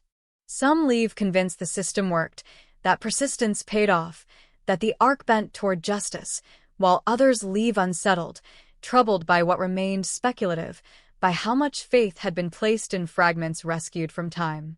Both reactions coexist, neither fully canceling the other, because the case itself exists in that same dual state, resolved and unresolved, closed and open, a paradox made official by paperwork but sustained by doubt. And so the story continues without moving forward, looping gently through seasons and conversations, resurfacing when the city grows quiet, when winter sharpens memory, when someone asks what happens after a cold case is closed and discovers that closure is not a door shutting, but a corridor narrowing, guiding attention while leaving darkness on either side. In that darkness, the unanswered parts remain, patient, intact, waiting not for resolution, but for acknowledgement, and as long as they are remembered, the case endures, not as a problem to be solved, but as a presence, steady and unresolved, woven into the city's long, complicated relationship with truth.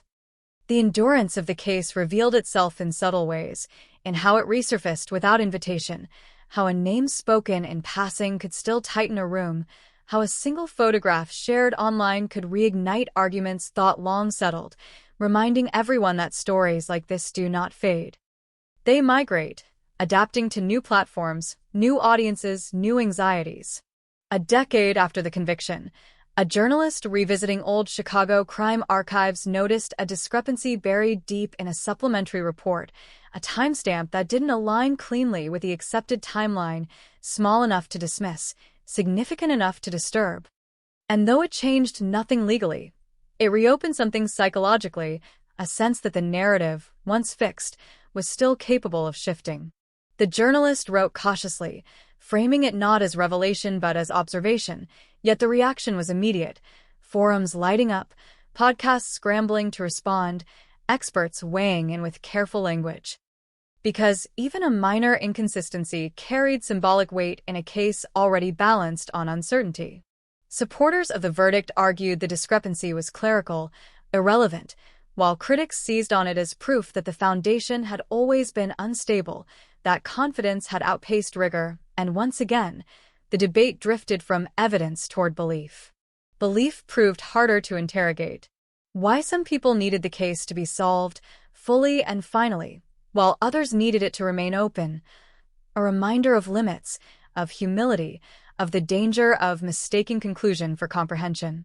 Sociologists pointed out that unresolved narratives exert a gravitational pull, drawing attention precisely because they resist closure, because they mirror broader fears about safety, fairness, and time's ability to distort accountability. In classrooms, students debated the ethics of reopening the past, asking whether justice delayed could ever be justice delivered, whether revisiting old wounds risked re-traumatization without offering meaningful repair, and whether the desire to correct history sometimes overshadowed the responsibility to understand it. The case became shorthand for these questions, invoked without explanation, its details assumed known, its emotional charge intact even as specifics blurred, a sign that it had crossed from incident into reference point. Meanwhile, the family aged quietly, milestones passing without public notice, birthdays marked without headlines, grief folding itself into ordinary life, no longer acute but ever-present, like a low-frequency hum felt rather than heard. They rarely spoke of the case now, not out of denial but out of preservation, having learned that retelling did not bring clarity, only repetition, and that some parts of their story belonged only to them. One sibling later admitted that the hardest part was watching strangers argue passionately over details that felt irrelevant compared to the simple truth that someone they loved was gone, a loss no verdict could contextualize or justify.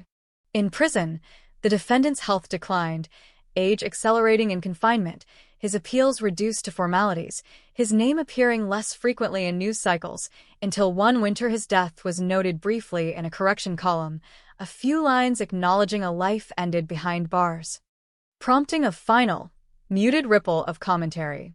For some, his death sealed the case emotionally, removing the last living focal point for anger or defense, while for others it complicated everything further, eliminating the possibility of future testimony, of confession or exoneration, locking the past into permanent silence.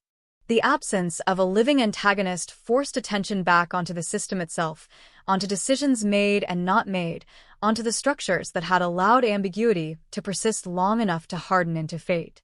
Historians later described the case as emblematic of a transitional era, caught between investigative intuition and forensic reliance, between localized policing and data-driven analysis, a bridge case that exposed both the promise and peril of change. Chicago itself absorbed the lesson unevenly, reforms implemented, resources allocated, yet the underlying tension remained, the fear that, even with improvements, some truths would always arrive too late, if they arrived at all. On quiet nights, the story still circulated in softer forms, not as debate but as warning, parents reminding children to be careful, to trust instincts, to understand that ordinary routines can fracture without notice. These retellings stripped the case of legal nuance, returning it to something primal, a cautionary tale about vulnerability and vigilance, about how quickly normalcy can dissolve. And in that stripped-down version, the case retained its power, not because it was solved, but because it wasn't cleanly resolved, because it left room for fear, for empathy, for the uneasy recognition that certainty is often provisional. The alley, the coat, the fabric scrap, the quiet night, these elements persisted as symbols, shorthand for everything that followed, invoked without explanation, understood instinctively by those who had lived alongside the story long enough. As years folded into decades, the case settled into the city's mythology, not sensationalized, not forgotten, but integrated, one of many threads woven into Chicago's long narrative of resilience and regret. It no longer demanded attention, it waited for it, emerging when conditions were right, when conversations turned toward justice, memory, and the cost of getting answers too late. And when it emerged, it did so without drama, without accusation, simply reminding anyone who encountered it that some stories refuse to be completed, that their value lies not in resolution, but in the questions they force us to carry forward, quietly, persistently, into whatever comes next. By the time the case reached its 8th life, it no longer needed new facts to stay alive. It fed on reflection, on reinterpretation, on the slow realization that some stories endure not because they change, but because we do. A new generation encountered it without memory of 1978, without the texture of that winter or the fear that followed, meeting the case as an artifact rather than a wound, and yet it still managed to unsettle them, because distance did not dull its edges, it sharpened them, stripping away context until only the unanswered core remained. These readers approached it analytically, mapping timelines, questioning assumptions, asking why certain avenues were pursued and others ignored, why some voices were amplified while others faded, and in doing so, they exposed how much of the original investigation had been shaped by what seemed reasonable at the time, a standard that ages poorly.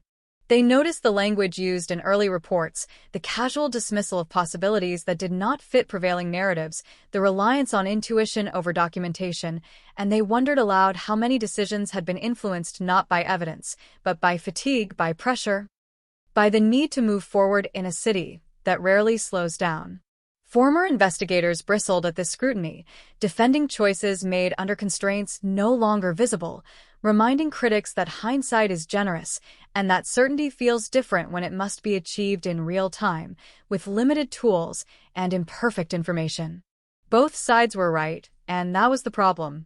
Because the case resisted simple moral alignment, refusing to offer a clear villain or a clean redemption arc, leaving only the uneasy acknowledgement that good intentions and flawed execution often coexist. In one archived interview, a detective described the moment he realized the case would never fully leave him, a dream years after retirement where he stood in the alley again, snow falling endlessly, every footprint erased as soon as it appeared, a metaphor too precise to ignore. He woke with the understanding that some investigations imprint themselves not through resolution, but through incompleteness, becoming reference points for every decision that follows, silent advisors urging caution, patience, and humility. As conversations deepened, attention shifted toward the victim again, away from suspects and systems, toward the person whose absence had generated decades of debate, and people began asking different questions, not how she died, but who she was, what she wanted, what she feared. Old photos surfaced, shared by relatives who had once guarded them closely, images of a young woman laughing at a picnic, standing awkwardly at a party, leaning into friendships that felt ordinary and therefore precious, moments that resisted the gravity of the case, insisting on life rather than loss. These glimpses reframed the narrative, grounding it, reminding audiences that the story did not begin with a crime scene, but with a person navigating a city, making small choices, trusting that tomorrow would arrive. That trust became a focal point, a reminder of how invisible risk can be, how the ordinary carries no warning label, and how safety is often inferred rather than guaranteed. Writers and scholars began to treat the case as a study in trust between individuals and institutions, between memory and record, between the past and the stories we tell about it, and they noted how each breach compounded the next, creating a cascade no single verdict could repair. In this framing, the conviction mattered less than the process, less than what the case revealed about the fragility of certainty and the human desire to impose order on chaos. Meanwhile, technology continued its quiet advance, promising ever greater precision, ever smaller margins of error, and with each breakthrough, the case was invoked again. A reminder that tools evolve faster than wisdom, that capability does not automatically confer clarity. Forensic experts cautioned against retroactive confidence, warning that new methods can illuminate old evidence, but they can also amplify assumptions baked into its collection, reinforcing narratives rather than challenging them. This caution resonated beyond the case, shaping discussions about justice more broadly, about when to reopen wounds and when to accept ambiguity, about the difference between accountability and closure. In Chicago, the story faded further into the background, no longer a headline, no longer a controversy, but a reference point invoked when debates turned toward cold cases, forensic faith, and the cost of certainty. It became part of the city's institutional memory, taught implicitly rather than explicitly, influencing policy discussions and investigative philosophy without ever needing to be named.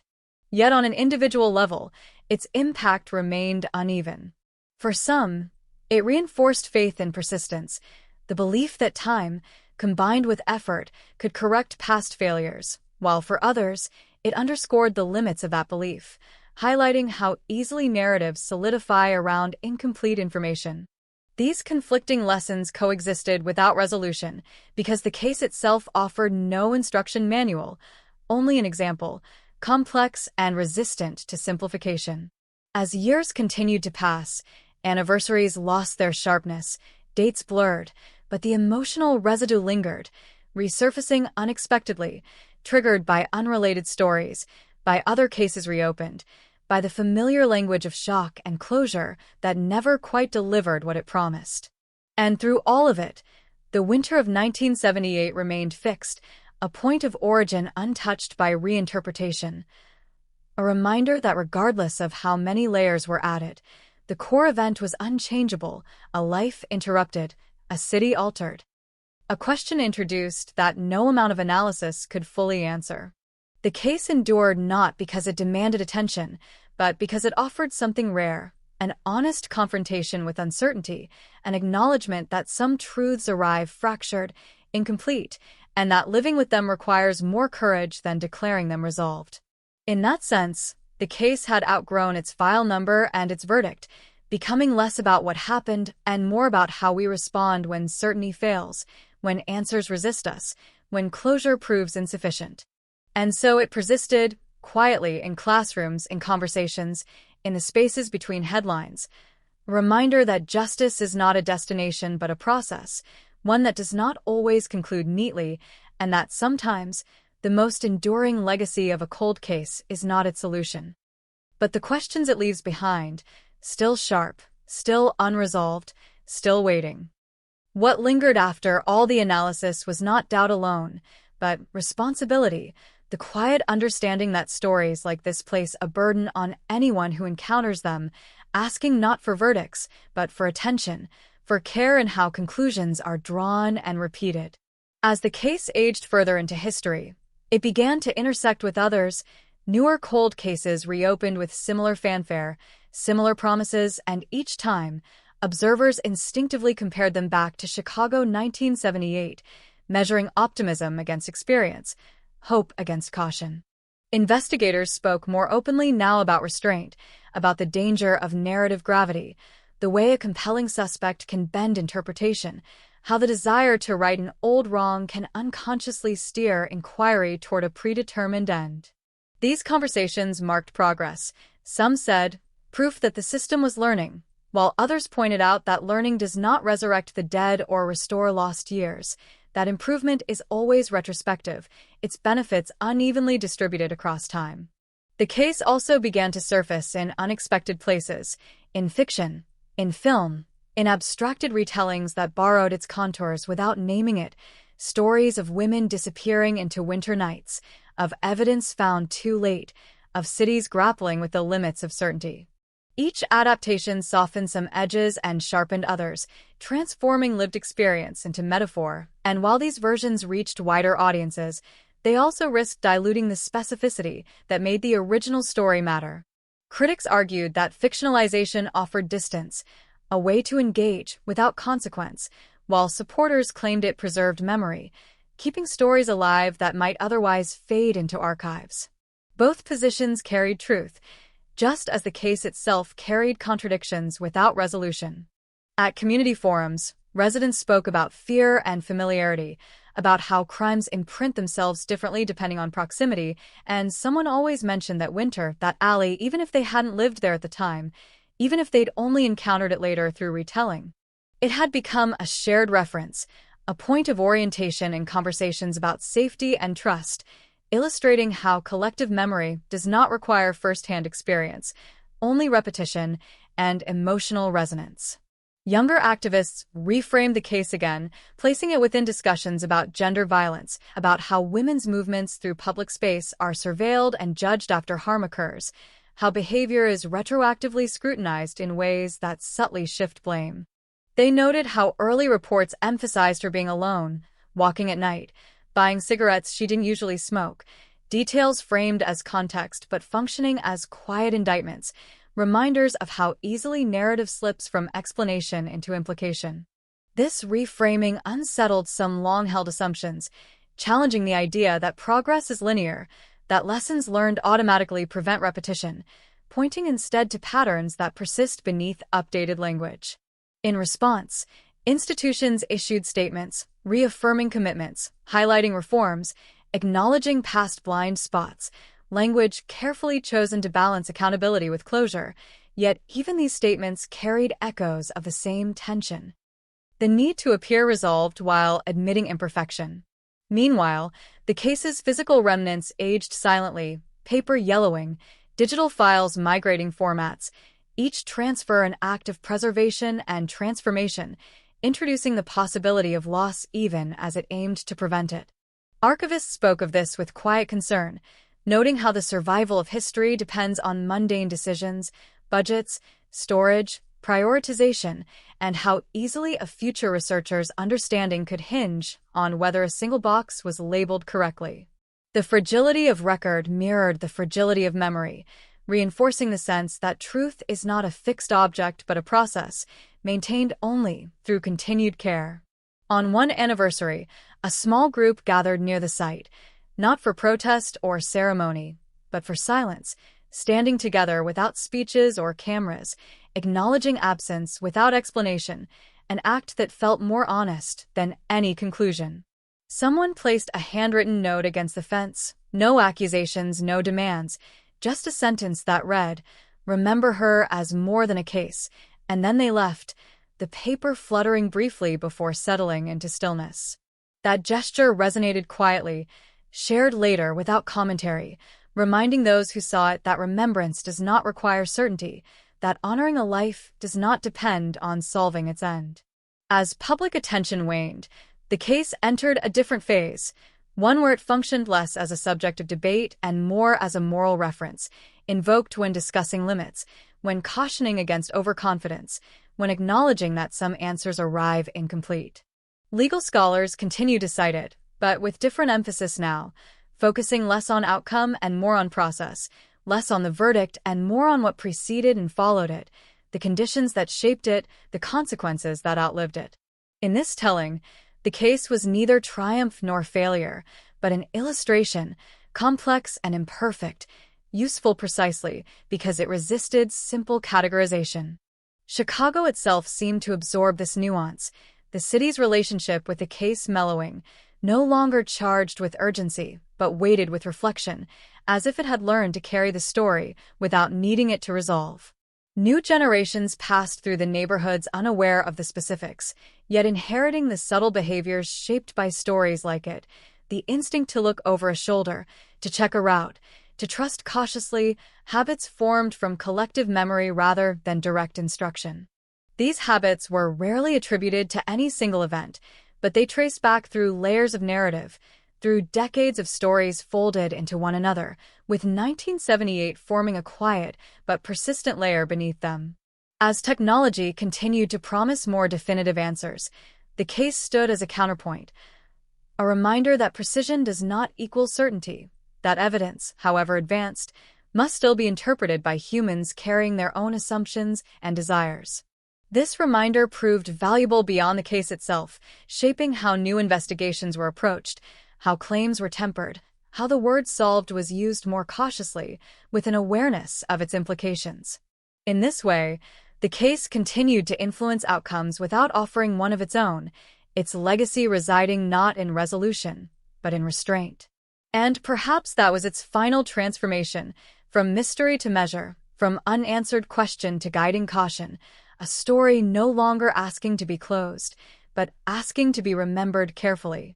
As the city moved forward, as seasons turned and attention shifted, the winter of 1978 remained fixed in the background, not demanding recognition, but enduring, a quiet point of reference reminding anyone willing to listen that justice, memory, and truth are rarely aligned perfectly, and that living with that misalignment is part of the cost of looking back. The case no longer needed new chapters to persist. It existed in reflection, in influence, in the way it had subtly reshaped understanding, proving that some stories do their most important work not when they end, but long after, in the slow, careful reconsideration of what closure really means. By the 10th turn of the story, the case had stopped asking for belief and started asking for patience, the kind that doesn't expect reward, the kind that sits with discomfort without trying to resolve it, and that shift changed how people spoke about it, softer now, less certain, as if volume itself might distort something fragile. The language around the case evolved, words like solved and closed used more sparingly, often bracketed by qualifiers, acknowledgments that endings imposed by institutions rarely align perfectly with endings lived by people, and that discrepancy mattered more with time, not less. In quiet corners of the city, retired officers met for coffee and talked about it indirectly, not naming the case, but circling it through anecdotes about missed instincts, about paperwork that piled too high, about nights that followed them home long after shifts ended. Confessions offered not as absolution, but as recognition. They spoke of how policing had changed, how cameras and databases and protocols had reshaped the job, and yet how the core challenge remained untouched, the need to make decisions in incomplete darkness, to choose which shadows to follow, and which to let go. Some admitted they still replayed that winter night, not with certainty but with alternatives, wondering what might have happened if a patrol car had slowed, if a knock had come earlier, if attention had lingered where it moved on instead, questions that had no audience except memory. Younger officers listened to these stories with a mix of respect and distance, aware that they were inheriting both improved tools and unresolved legacies, understanding that progress did not erase responsibility, it redistributed it. In academic circles, the case was now less an object of fascination and more a benchmark, a way to measure claims about justice against reality, to test optimism against experience, to ask whether systems truly learn or merely adapt language to appear as if they have. Researchers traced how the case had been cited over time, noting shifts in emphasis, from evidence to ethics, from conviction to consequence, a trajectory that mirrored broader conversations about accountability in institutions built to decide rather than to reflect. Meanwhile, The victim's story continued its quiet reclamation, away from procedural debate and toward remembrance, small initiatives emerging to honor her life, without reference to her death, scholarships, community projects, gestures that redirected focus from how she died to how she lived. These efforts were modest, intentionally so, resisting spectacle, grounded in the belief that meaning does not require amplification, only intention, and for those involved, they offered something the legal process never could, a sense of agency untethered from outcome. The city responded gently, not with fanfare but with acceptance, allowing space for these acts to exist without demanding justification, a subtle shift from fixation on resolution to acceptance of complexity. Elsewhere, the case found its way into policy discussions again, cited when debating the scope of cold case units, the allocation of resources, the ethics of reopening investigations when primary witnesses were gone, and each time it surfaced, it carried with it a cautionary undertone. An unspoken reminder that reopening the past creates obligations, as well as opportunities. Advocates argued that hope justified the risk, that even partial answers were better than silence, while skeptics countered that hope without humility could harden into harm, that the drive to conclude could eclipse the duty to question. Neither side prevailed completely, and perhaps that was the most honest outcome, a stalemate that acknowledged complexity rather than denying it. In public memory, the case had shed its sharpest edges, no longer triggering immediate reactions, but it remained present, like an old scar that tightens in cold weather, a reminder of vulnerability embedded into the city's sense of self. People who had never heard the details still absorbed its lesson indirectly, through the caution exercised in later cases, through the careful phrasing of officials, through the collective skepticism that greeted declarations of certainty. That skepticism did not signal cynicism, but maturity, an understanding earned slowly, that justice is not a moment but a process, and that processes leave residue. The alley, now unremarkable, continued its quiet existence unnoticed by most, yet still charged for those who knew, a reminder that places do not forget simply because they are repurposed, that memory lingers even when names fade. Occasionally, someone would pause there without knowing why, a fleeting sensation of heaviness, dismissed and then remembered later, when the story surfaced again in some other context, connecting feeling to fact after the fact. As the years pressed on, the case drifted further from immediacy and closer to legacy, no longer a question to be answered but a lens through which other questions were viewed, influencing tone, shaping expectations, tempering promises. Journalists covering new investigations cited it cautiously, not as a template, but as a warning against overconfidence, against declaring closure too early, against mistaking momentum for truth. In this way, the case exerted influence without visibility, shaping behavior subtly, persistently, a quiet force rather than a loud example. And perhaps that was its final role, not to resolve, not to vindicate, but to remind, to stand as evidence of how easily certainty can be constructed and how carefully it must be handled. As the city continued its restless motion, as generations replaced one another, the winter of 1978 remained anchored in the background, no longer demanding explanation, but offering perspective, a point of reference against which claims of clarity were measured and often found wanting.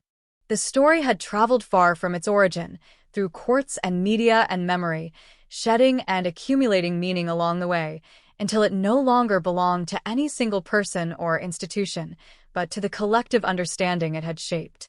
And in that understanding, there was no neat conclusion, only a recognition that some cases teach not through answers, but through endurance, through their refusal to settle comfortably into the past. The case did not close the book on uncertainty, it underlined it, reminding anyone who returned to it that justice, like memory, is always provisional, shaped by what survives and what is lost, by who speaks and who cannot. As the 10th layer settled into place, the story grew quieter still, not fading, but stabilizing, its presence no longer disruptive, but instructive, a steady reminder that the pursuit of truth does not end with a verdict, and that sometimes the most honest legacy a case can leave behind is the humility it demands from those who inherit it. In the end, The case did not conclude so much as it exhaled, releasing its grip slowly, not because answers had finally aligned, but because time had carried it as far forward as it could go without breaking, and what remained was something quieter, heavier, more human than resolution. The city no longer flinched at the mention of it, yet it never forgot, holding the story the way Chicago holds all its long winters, with endurance rather than denial, accepting that some cold never fully leaves, it just settles deeper into the ground. What survived was not the verdict, not the evidence, not even the arguments, but a mood, a low, steady awareness that certainty is fragile, that narratives harden quickly, and that the distance between what happened and what is proven can stretch indefinitely without snapping. The woman at the center of it all returned to focus one last time, not as a victim, not as a headline, but as a presence, a life that had moved through the city briefly and left a shadow longer than anyone expected, a reminder that significance is not measured by duration, but by impact. Those who remembered her spoke less about the night she died and more about the way she laughed, the way she noticed small things, the way she believed, without hesitation, that the future would arrive on schedule, an optimism that now felt both innocent and profound. That belief lingered, reframed, not as naivety, but as evidence of what was taken, a trust that belonged to its time and place, and that loss became part of the case's final meaning. Chicago, in its own way, absorbed that meaning, folding it into the city's understanding of risk, of care, of how easily the ordinary can fracture, and how slowly systems respond when it does. The alley remained ordinary, the fence unremarkable, the street just another route home, and yet beneath that normalcy lay a residue of attention, a subtle alertness passed down without explanation, a collective instinct shaped by stories like this one. New cases continued to rise and fall, promises of closure made and unmade, technology advancing, language evolving, but the shadow of 1978 hovered quietly behind them, a reference point reminding investigators and observers alike that answers are not the same as understanding. When officials spoke of cold cases now, they did so with more caution, their words tempered by experience, aware that reopening the past creates obligations that do not end when files are stamped closed. That awareness was the case's final contribution, not proof, not certainty, but restraint, a subtle recalibration of confidence, an insistence that humility remain part of the process. In classrooms and conference rooms, the story persisted as a lesson, not about how to solve a crime, but about how easily meaning can outrun evidence and how careful one must be when declaring an ending to someone else's loss. For the family, time continued without ceremony, grief no longer sharp, but integrated, woven into daily life in ways that did not require explanation, their story complete in ways no court could recognize. For the city, the case faded into its long memory, not forgotten, not foreground, but present, like a distant sound you only notice when everything else goes quiet. And when winter returned, as it always does, laying snow over streets and fences and alleyways, Chicago slowed, just slightly, the way it always had since that night, as if remembering without knowing exactly why. In that slowing, the story found its final form, not as a mystery demanding solution, but as a reminder that justice is shaped by time, that memory is imperfect, and that some truths remain incomplete not because they are hidden, but because they cannot be fully recovered. The case did not ask to be solved anymore. It asked to be carried. Carried with care, with doubt, with an awareness of limits, and with respect for the life that began it all, a life that moved through the city once briefly and left behind a question large enough to reshape how a city listens to its own silence. And so the story rests, not closed, not open, but held, suspended between what is known and what can never be known, a cold case in name only, its true legacy living on in the spaces where certainty fails and responsibility begins. The silence after the story settled was not empty, it was attentive, the kind that listens for echoes rather than noise, and in that silence the case continued to work, quietly reshaping instincts long after the last headline had faded. People who had followed it closely found themselves pausing when new cases broke, noticing how quickly certainty was offered, how confidently timelines were drawn, and they felt a reflexive hesitation, a learned resistance. The imprint of a winter-long past reminding them that clarity can be constructed faster than it is earned. That hesitation spread subtly, not as distrust, but as care, a slower way of absorbing claims, a preference for questions over declarations, and though no one traced it directly back to 1978, it flowed from the same source, a story that had taught the city how fragile conclusions can be. Investigators entering the field heard it indirectly, in training sessions that emphasized documentation, in supervisors who insisted on redundancy, in the unspoken understanding that every overlooked detail is a future burden, every assumption a potential fracture. They did not learn the case by name. They learned it by consequence. In this way, the case became instructional without becoming prescriptive, its lessons embedded rather than announced, shaping behavior through memory rather than mandate. Outside institutions, individuals carried it differently. Some held it as a cautionary tale, others as a quiet grief, others still as an unresolved argument that refused to loosen its grip, and each version coexisted without canceling the others, because the story had always resisted singular meaning. Occasionally, someone would stumble onto it for the first time, late at night, following a thread of references backward, and feel the familiar chill, the realization that they were entering something larger than a crime, something that asked them to slow down, to sit with uncertainty rather than race toward judgment. Those newcomers often ask the same question, voiced or not. If this can happen here, to someone ordinary with so many eyes and so much time, what else have we misunderstood? The question lingered, unanswered, because it could not be answered without confronting the limits of certainty itself. In Chicago's long memory, the case settled alongside others that had shaped its character: fires, riots, scandals, victories, losses, each one adding texture to a city defined as much by what it questions as by what it claims to know. It no longer stood apart. It belonged. Belonged to the way the city walked a little faster at night, to the way parents taught awareness without naming fear, to the way officials measured their words more carefully when promising closure.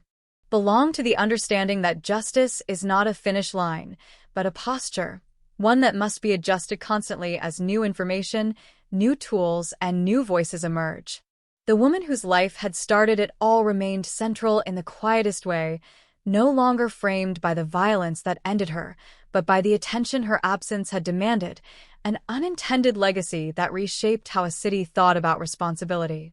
Her story did not resolve into a moral. It resisted that too. Instead, it offered something more difficult, a sustained reminder that answers can be incomplete without being meaningless, that doubt does not negate care, and that carrying a question forward can sometimes be more honest than forcing it to rest. As years continued to accumulate, the case thinned further into memory, but it did not vanish. It stabilized, its edges worn smooth not by forgetfulness, but by familiarity, becoming part of the background awareness that shapes choices without announcing itself. When winter returned, when streets quieted and snow softened sound, the city moved with a faint, inherited caution, an echo of a night few remembered directly, but many felt indirectly. That feeling was the case's final expression, not fear, not resolution, but attention, a collective instinct tuned by experience, reminding those who listen that some stories do not conclude because their purpose is not to end. Their purpose is to teach how to listen. And so the case continued, not as an open wound, not as a closed file, but as a presence, steady and unresolved, shaping how the city understood time, truth, and the cost of certainty. In that understanding, the story found its quiet afterlife, not in answers, but in awareness, a cold case whose deepest impact was never confined to evidence or verdicts, but lived on in the way a city learned, slowly and imperfectly, to carry its unanswered questions forward. What came after awareness was acceptance, not the kind that closes doors, but the kind that leaves them ajar, acknowledging that some truths circulate rather than settle, and that living with them requires steadiness more than certainty. By now, the The case had become less a story and more a condition, something embedded in how Chicago related to its past, a reminder that history is not static, that it breathes, shifts, and occasionally presses back when ignored. People no longer argued about it as fiercely, the sharp edges worn down by repetition and fatigue, but they still referenced it instinctively, a shorthand for caution, for complexity, for the risk of mistaking procedural endings for moral ones. In this quieter phase, the case revealed something unexpected, how much space there is between forgetting and fixation, a middle ground where memory exists without demanding resolution, where acknowledgement replaces obsession. This space proved strangely durable. Writers returned to it less often now, and when they did, their tone had changed, less investigative, more reflective, less concerned with proving and more interested in understanding how the need to prove had shaped everything that followed. They wrote about how cities metabolize trauma, how certain events dissolve into background behavior, shaping norms invisibly, teaching lessons without lectures, and they cited 1978 not as an anomaly, but as an example of this process at work. In this telling, the case was no longer singular. It was connective, linking past and present, policy and practice, fear and care, showing how one unresolved night could ripple outward across decades without ever demanding attention outright. Former skeptics softened their language, no longer insisting on definitive alternatives, but acknowledging the sincerity of effort, even while holding on to doubt, an evolution that reflected not surrender, but maturity. The recognition that some questions survive precisely because they are asked honestly. Supporters of the conviction, too, tempered their certainty, admitting that belief did not require absolute clarity, that justice could be meaningful without being perfect, a concession that allowed space for coexistence rather than argument. This convergence did not erase disagreement, but it dulled its urgency, allowing the case to rest without being resolved, a rare outcome in a culture driven by conclusions. In the places where the story began, nothing marked it anymore. No plaque, no sign, no ceremony. And yet, people still slowed there sometimes, unconsciously, as if the body remembered what the mind did not, as if attention itself had become a habit passed down through the city's movements. This unmarked remembrance felt appropriate, an acknowledgement without spectacle, a recognition that not all memory needs a monument, that some truths are better carried quietly. The woman remained present in this quiet, not as a symbol, not as an argument, but as a reminder of scale, that behind every system, every debate, every theory, there is a human life that does not shrink to fit the narrative built around it.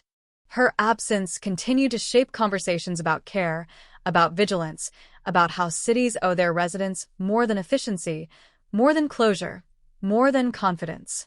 They owe them patience.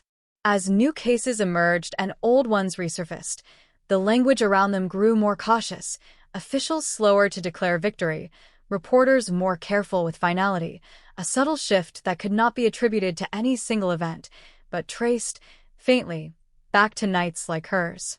This shift did not eliminate harm or error, but it acknowledged their possibility, a small but meaningful recalibration of expectation.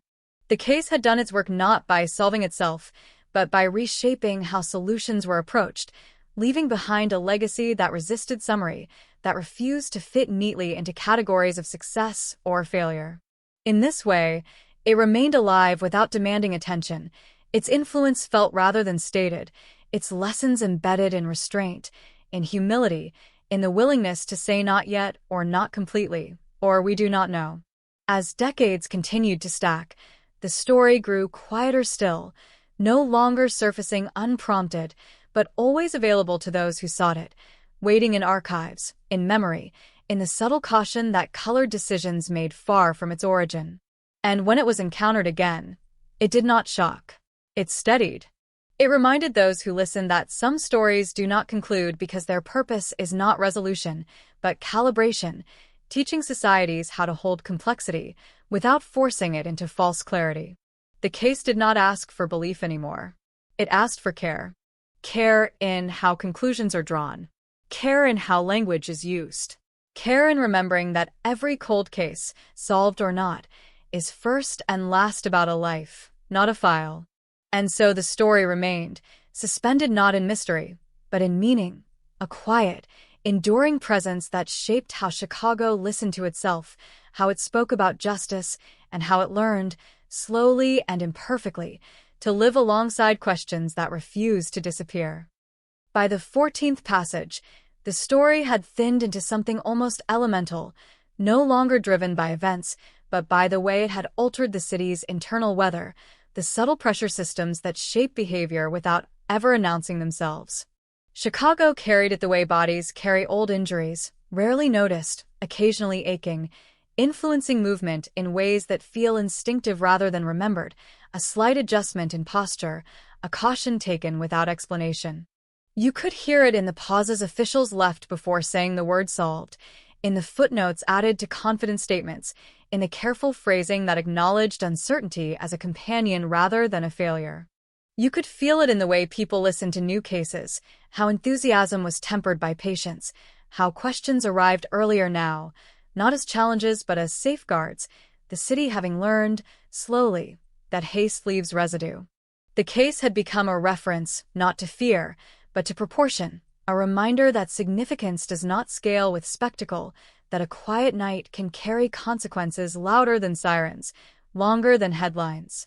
Those who studied it late, far removed from its origin, often remarked on how little violence it contained compared to how much impact it produced, how absence, when left unexplained, can exert more force than confrontation.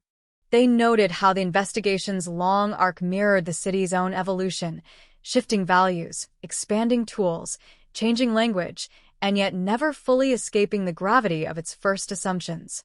In that mirror, Chicago recognized itself, capable of reflection, capable of growth, but never immune to the distortions introduced by urgency, habit, and narrative desire. The woman at the center of it all remained unaltered by these interpretations, unchanged by time's revisions, her life fixed at the moment it diverged, while everything around it continued to rearrange itself in response. That asymmetry became one of the case's quiet truths, that the living adapt, debate, and reinterpret, while the dead remain constant, their stories reshaped without their consent. Acknowledging this imbalance changed the tone of remembrance, shifting it away from ownership and towards stewardship, the understanding that telling the story carried responsibility, not authority. Some chose to step back entirely, believing the most ethical response was restraint, to stop extracting meaning from a life that had already been asked to bear too much. Others continued to engage, but with gentler hands, less certain of their conclusions, more attentive to the limits of interpretation. Both approaches coexisted, another example of how the case refused uniform response, offering no single correct way to remember. In institutional spaces, the story functioned as a quiet audit, an unspoken question hovering behind procedural reforms and policy debates, asking not whether progress had been made, but whether humility had been preserved alongside it. Progress, after all, had been part of the problem once, confidence outrunning evidence, motion substituting for understanding. The case reminded decision-makers that improvement without reflection risks repeating itself under a different name. Out in the city, far from courtrooms and conferences, life moved on with its usual indifference, buses running, shops opening and closing, people falling in and out of love, unaware that a long-resolved headline had shaped the contours of their caution. This unawareness did not diminish the case's impact. It completed it. Because the deepest influence is often invisible, absorbed into habit, into expectation, into the way a city teaches itself how to endure. When winter came, as it always did, the streets grew quieter, the air sharper, and Chicago slipped into that familiar, reflective rhythm, the one that slows steps and sharpens listening. In that rhythm, the story still fit, not as a disruption, but as a tone, a low note woven into the city's seasonal silence. It did not demand attention. It accepted it when offered. And that acceptance marked the case's final evolution, from event to echo, from mystery to measure, from something that needed to be solved into something that needed to be understood carefully, incompletely, and with respect for what could never be retrieved. The case no longer asked what happened. It asked how we respond when we do not fully know, how we speak, how we decide, how we remember. In that question, endlessly relevant and never fully answerable, the story found its enduring place, not as a problem awaiting resolution, but as a quiet standard against which certainty itself could be tested. By the 15th movement, the story had shed even its weight, becoming something lighter but no less serious. A presence felt more in orientation than in memory, like a compass that does not point north so much as it warns when direction is being forced. The case lived on in margins now, in the spaces between statements, in the hesitations that preceded conclusions, teaching through omission rather than assertion. It surfaced when someone chose not to rush a press conference, when a detective kept a file open one day longer than protocol required, when a reporter paused before turning speculation into certainty. These moments were small, almost unnoticeable, but together they formed a pattern, evidence of a lesson absorbed rather than taught. Chicago had learned, in its own uneven way, that closure is not a favor bestowed by authority, but a fragile construct that must be earned carefully, if at all. That understanding changed how stories were told, changed who was centered, changed how much confidence was allowed to speak without being questioned. The woman whose life had once been reduced to a case number now existed in the narrative differently, not as an absence to be explained, but as a presence to be respected, her name spoken less often, but with greater care. Her story no longer carried the burden of proving anything. It had been asked to do enough. In the background, archives continued their quiet work, files preserved, notes digitized, materials stabilized against time, not because someone expected a breakthrough, but because preservation itself had become an ethical choice, an acknowledgement that future understanding depends on what survives. No one promised answers anymore. They promised care, and that promise, modest as it was, marked a profound shift from the early years, when certainty had been the currency of reassurance, when declarations were mistaken for justice.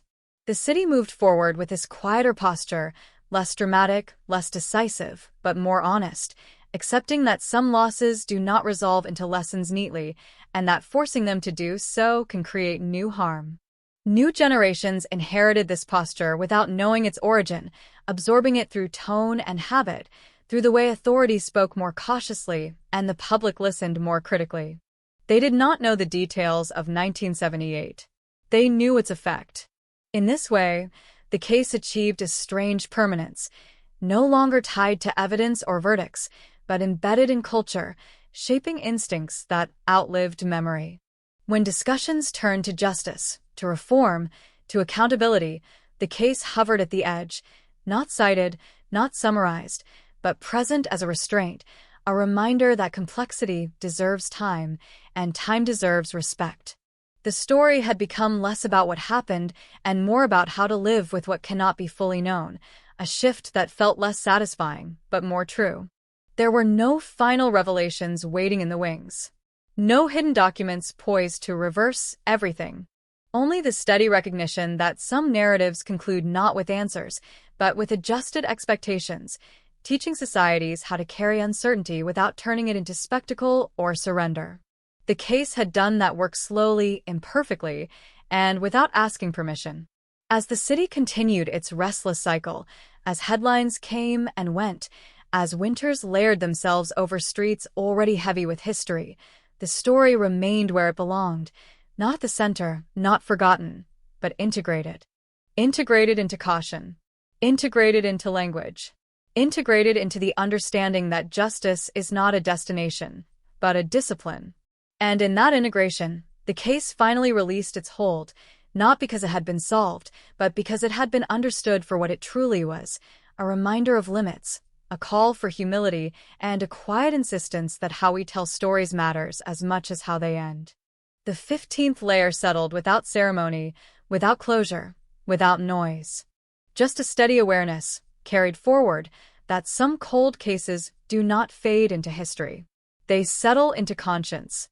By the 16th turn, what remained of the case was no longer tension, but gravity, a pulse so familiar it felt natural, shaping motion without announcing itself. guiding judgment through resistance rather than force. The story had become a quiet checkpoint, an internal pause that surfaced when certainty arrived too easily, when conclusions felt too clean, reminding those who encountered it that clarity achieved without friction should be handled carefully. In this phase, the case no longer belonged to crime or justice alone. It belonged to decision-making itself. It appeared in boardrooms and classrooms, in editorial meetings and policy drafts, not by name, but by influence, shaping how responsibility was defined and how consequences were weighed before action was taken. People spoke less about what the case proved and more about what it demanded: patience, restraint, and acceptance that some outcomes remain provisional no matter how much time passes. This demand was not burdensome. It was grounding.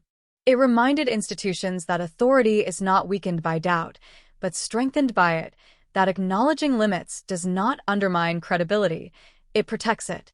The woman whose life had anchored the story now existed almost entirely outside the framework of debate, her presence felt in the care taken rather than the arguments made, a shift that felt like a form of respect earned slowly, imperfectly, but sincerely. Her story no longer needed to be invoked to justify reform or reflection. It had already done that work. What followed was maintenance, the unglamorous but essential labor of keeping systems attentive, of resisting the drift toward complacency, of remembering that progress, once achieved, must be guarded against erosion. Archivists, educators, investigators, each carried a piece of this maintenance without coordination, united only by an inherited awareness that forgetting is rarely sudden. It arrives gradually, through shortcuts and assumptions.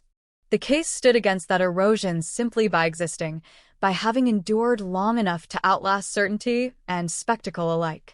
In public life, this endurance translated into quieter expectations, fewer promises of finality, more space given to complexity, a tone that accepted unresolved questions as part of civic maturity rather than as failures to be corrected.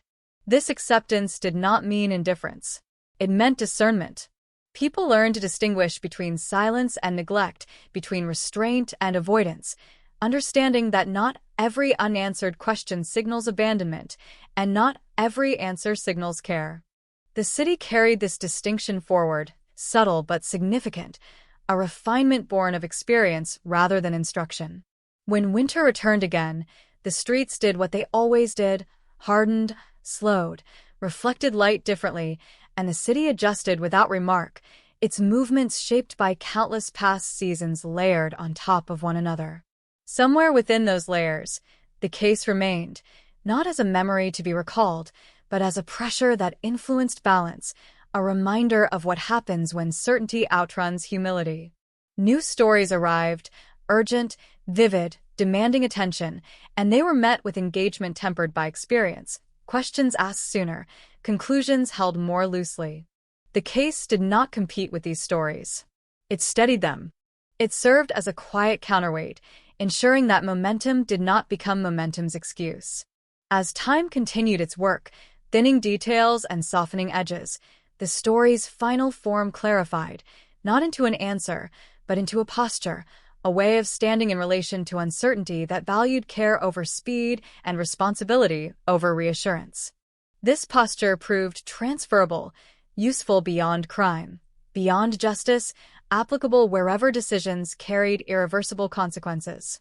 In that sense, the case outgrew itself, its origin fading while its influence persisted, a paradox made possible only because it had never resolved cleanly.